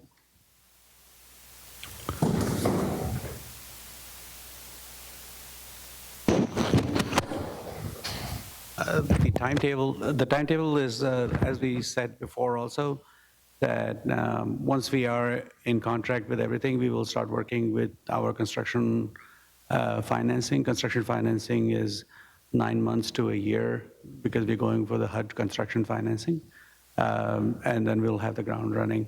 But we will commit to, once we do have everything and council and everybody else and planning and zoning also approves everything, so we'll keep on running in parallel. We will not, once we have the site in control, we'll start working on the funding side.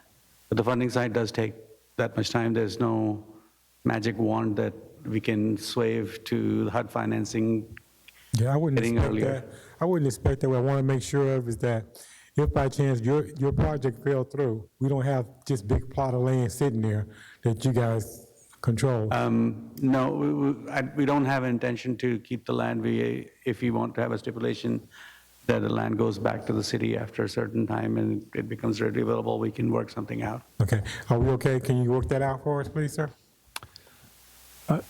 Thank you so much. Thank you, sir. While you're sitting there, I want to just say thank you for investing in East Biloxi. I also want to thank you for working with my fellow council member, Mr. Gray, and for Ms. Kim Bush. I know that you guys went through a lot to make this happen. You had an opportunity to walk away and leave us high and dry, and you didn't do that. You came back, you worked it out, a better deal, got to what you need to get this done.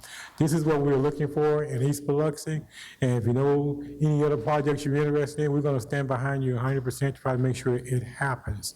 Again, I say thank you so much, sir. Thank you for giving us the opportunity and the support. For East Biloxi, citizens of East Biloxi, what's going on here is that we're looking at approximately 200 housing units coming to East Biloxi. They're asking that we own, the city of Biloxi, you, Mr. and Mrs. Biloxi, own two parcels of property. They want to buy those two parcels. They're also going to buy up several other parcels that are sitting there vacant, not providing any housing or any income to this city. That is an investment. That's what we're looking for. They're also going to bring in 200 families. We're working on trying to get a store in East Biloxi. So Mr. and Mrs. Biloxi, this is going to bring us closer to getting the location for our store. We're going to have a housing in order to get the grocery store, and this is going to help us to do that. So this is very positive, and this is what we're looking for. And I want to thank the mayor and all of the citizens for working to pull this together. Thank you. And I'm good.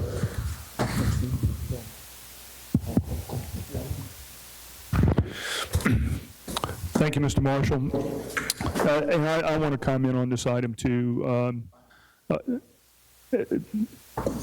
Divya and Puneet, y'all actually, I worked with y'all probably a little over a year ago, and y'all were actually looking at some potential sites all over Biloxi, but in particularly along Pops Ferry Road, and we couldn't quite put the round peg in the square hole, if you will. We're going to give you everything that we got to help you be successful. I want you to have the confidence in that, and we'll give you that path to develop this. At that time, you showed me your track record and the experience with these types of projects, and we're real lucky to have a developer and the vision that you have to make this happen. So congratulations to my counterparts and my colleagues in East Biloxi, Wayne, Marshall. This will be a really good thing, and we're really, really happy to be able to help you move this along. With that, we'll go ahead and ask for the motion to approve the consent, and then we'll ask for any exceptions. So all in favor of the consent? All opposed? Motion carries. We'll ask for any exceptions. Mr. Gray? None. Mr. Marshall? I'm going to stand with my fellow councilman on an exception for E.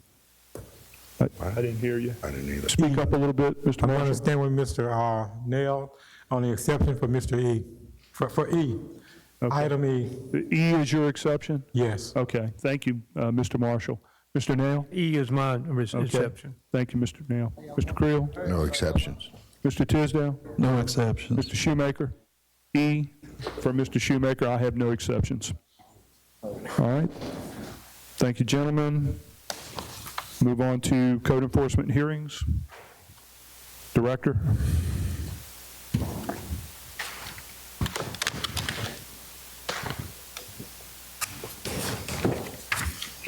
Item A is Quaker 22 LLC, 590 Beach Boulevard, and this property is still in violation. Anyone here to speak for Quaker 22 LLC, 590 Beach Boulevard? Question. There's What a is question by Mr. Tisdale. this close to, Jerry? I'm trying to. It's next to where they're building the new Home 2 Suites. It's on the other side of Bellman. Okay, all right. Okay. I got you. And the reason it's back before the council is because we bought it before, but it had been sold, so we had to back up and address the new property owner. Thank you. I'm just going to restate, anybody here to speak on behalf of Quaker 22 LLC, 590 Beach Boulevard? There being no one, this case is closed. Okay. Item B, Cambry v. Applegate, 1618 Wiltshire Boulevard. This property has been resolved. Item C, Catherine S. Burris, 211 Rodenberg Avenue. This property is still in violation. Is there anyone here to speak on behalf of Catherine S. Burris, 211 Rodenberg Avenue? There being no one, this case is closed. Item D, Minnie Tanner, 235 Holly Street. This property is still in violation.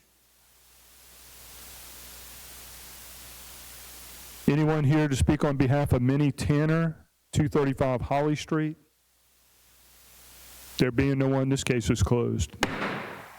Item E, On Thal Doan and Ann Van Lee, 421 Cruces Street. That case has been resolved.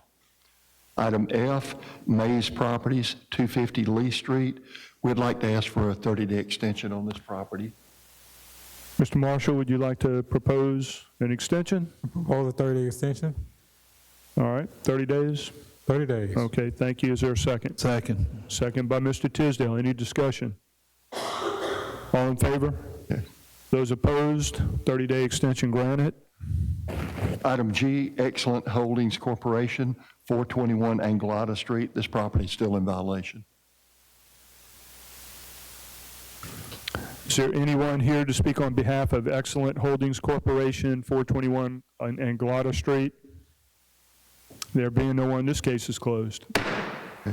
Item H, Maya Chagani and Parash Advani, 2770 Mission Lane. That case has been resolved. Item I, Odysseus Strategies LLC, 1704 Beach Boulevard. This property is still in violation. Is there anyone here to speak on behalf of Odysseus Strategies LLC, 1704 Beach Boulevard? There being no one, this case is closed. Item J, Jessica Reed, 186 Pat Harrison. This property is still in violation.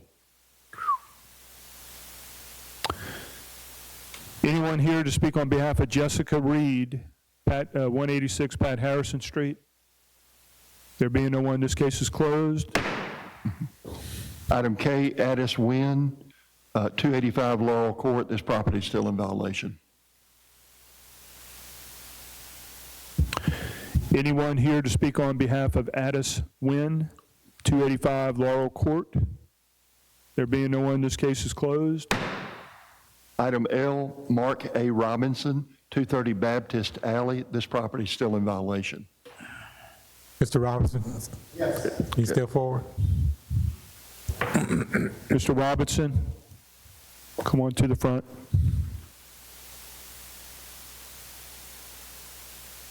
You have the floor. I am Mark Robinson. I'm the owner of the property.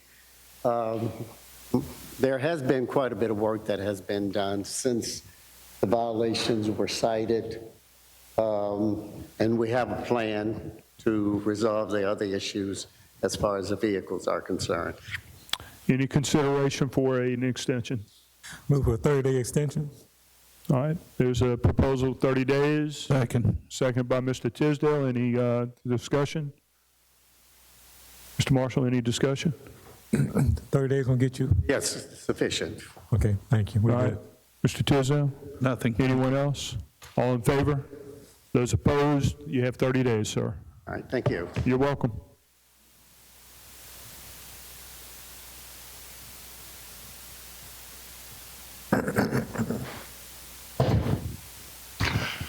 Item N, Hong Win Schindler, 387 Richmond Drive. This case has been resolved. Item N, Betty M. Rice, 384 Park Drive. This property is still in violation. Is there anyone here to speak on behalf of Betty M. Rice, 348 Park Drive? Okay, if you come up, sir. If you would state your name and how you're associated with this property. Hey, good afternoon, Mayor, Chairman, and Councilman. My name is Chris Johnson, and I'm the son of Betty Rice and Claude Rice. My father's, he's deceased a year now, and they just moved her and my brother to hospice. So it's not my intention for it to be an eyesore for the city. I know it's in bad condition, so I would just be here today to let you all know that I'm taking care of it and maybe request a 30-day if I could. Okay, consideration for an extension? Yeah, I say give him 30 days. All right, is there a second? I'll second. Second by Mr. Tisdale. Any discussion, Mr. Nail? No. 30 days will be fine? Yes, sir. Okay. Mr. Tisdale? Nothing. Anyone else have any comments? All in favor? Those opposed? You have 30 days. Thank you. Thank you, sir. Second. Item O, Doreen D. Smith, 2124 McKenzie Court. We would ask for 30 days. Okay.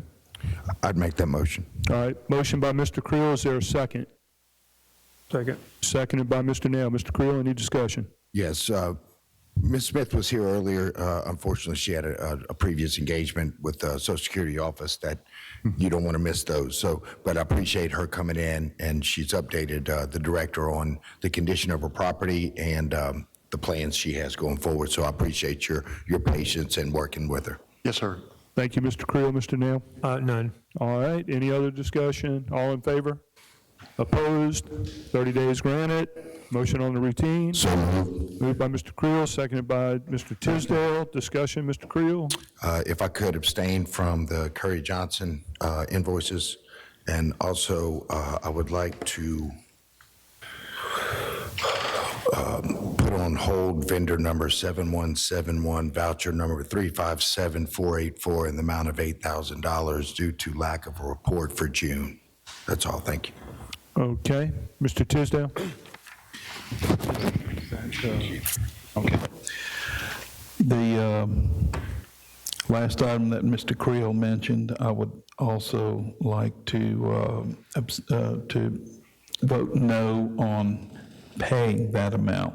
Okay. Wordsmith it how you have to. The only other thing that I have is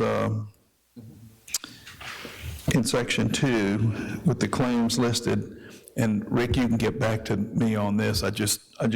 I'm not familiar with the vendor. It's vendor number 9454, Wood Ford S. Jordan III. It's for roughly $4,400. I don't know, I look over the docket. I hadn't noticed that before.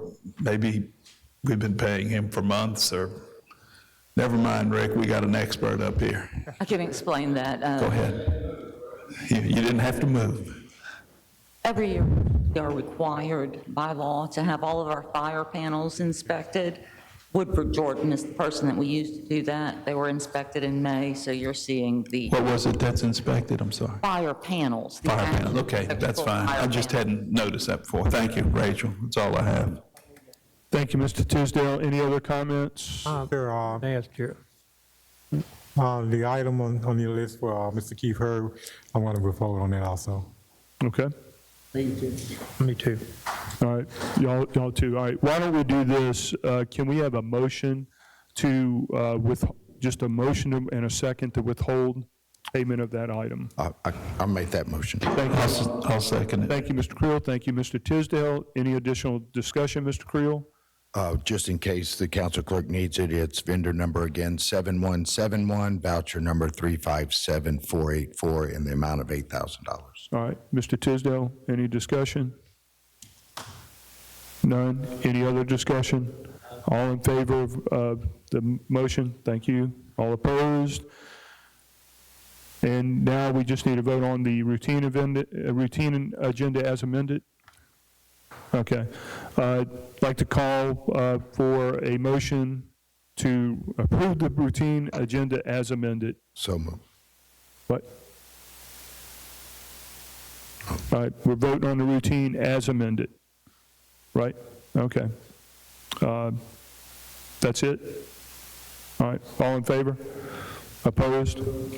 Motion carries unanimous. Motion to adjourn, or recess, or? So moved. Hold on. All right, do I have a second? Second. All right, second by Mr. Creel. Mr. Tisdale, any discussion? Yeah, let's adjourn. Okay. Mr. Creel? I concur. Any other discussion? There being none, all in favor? Opposed? We're adjourned. I'm good. Catch on from there, I'll always say. It's still daylight outside. Absolutely.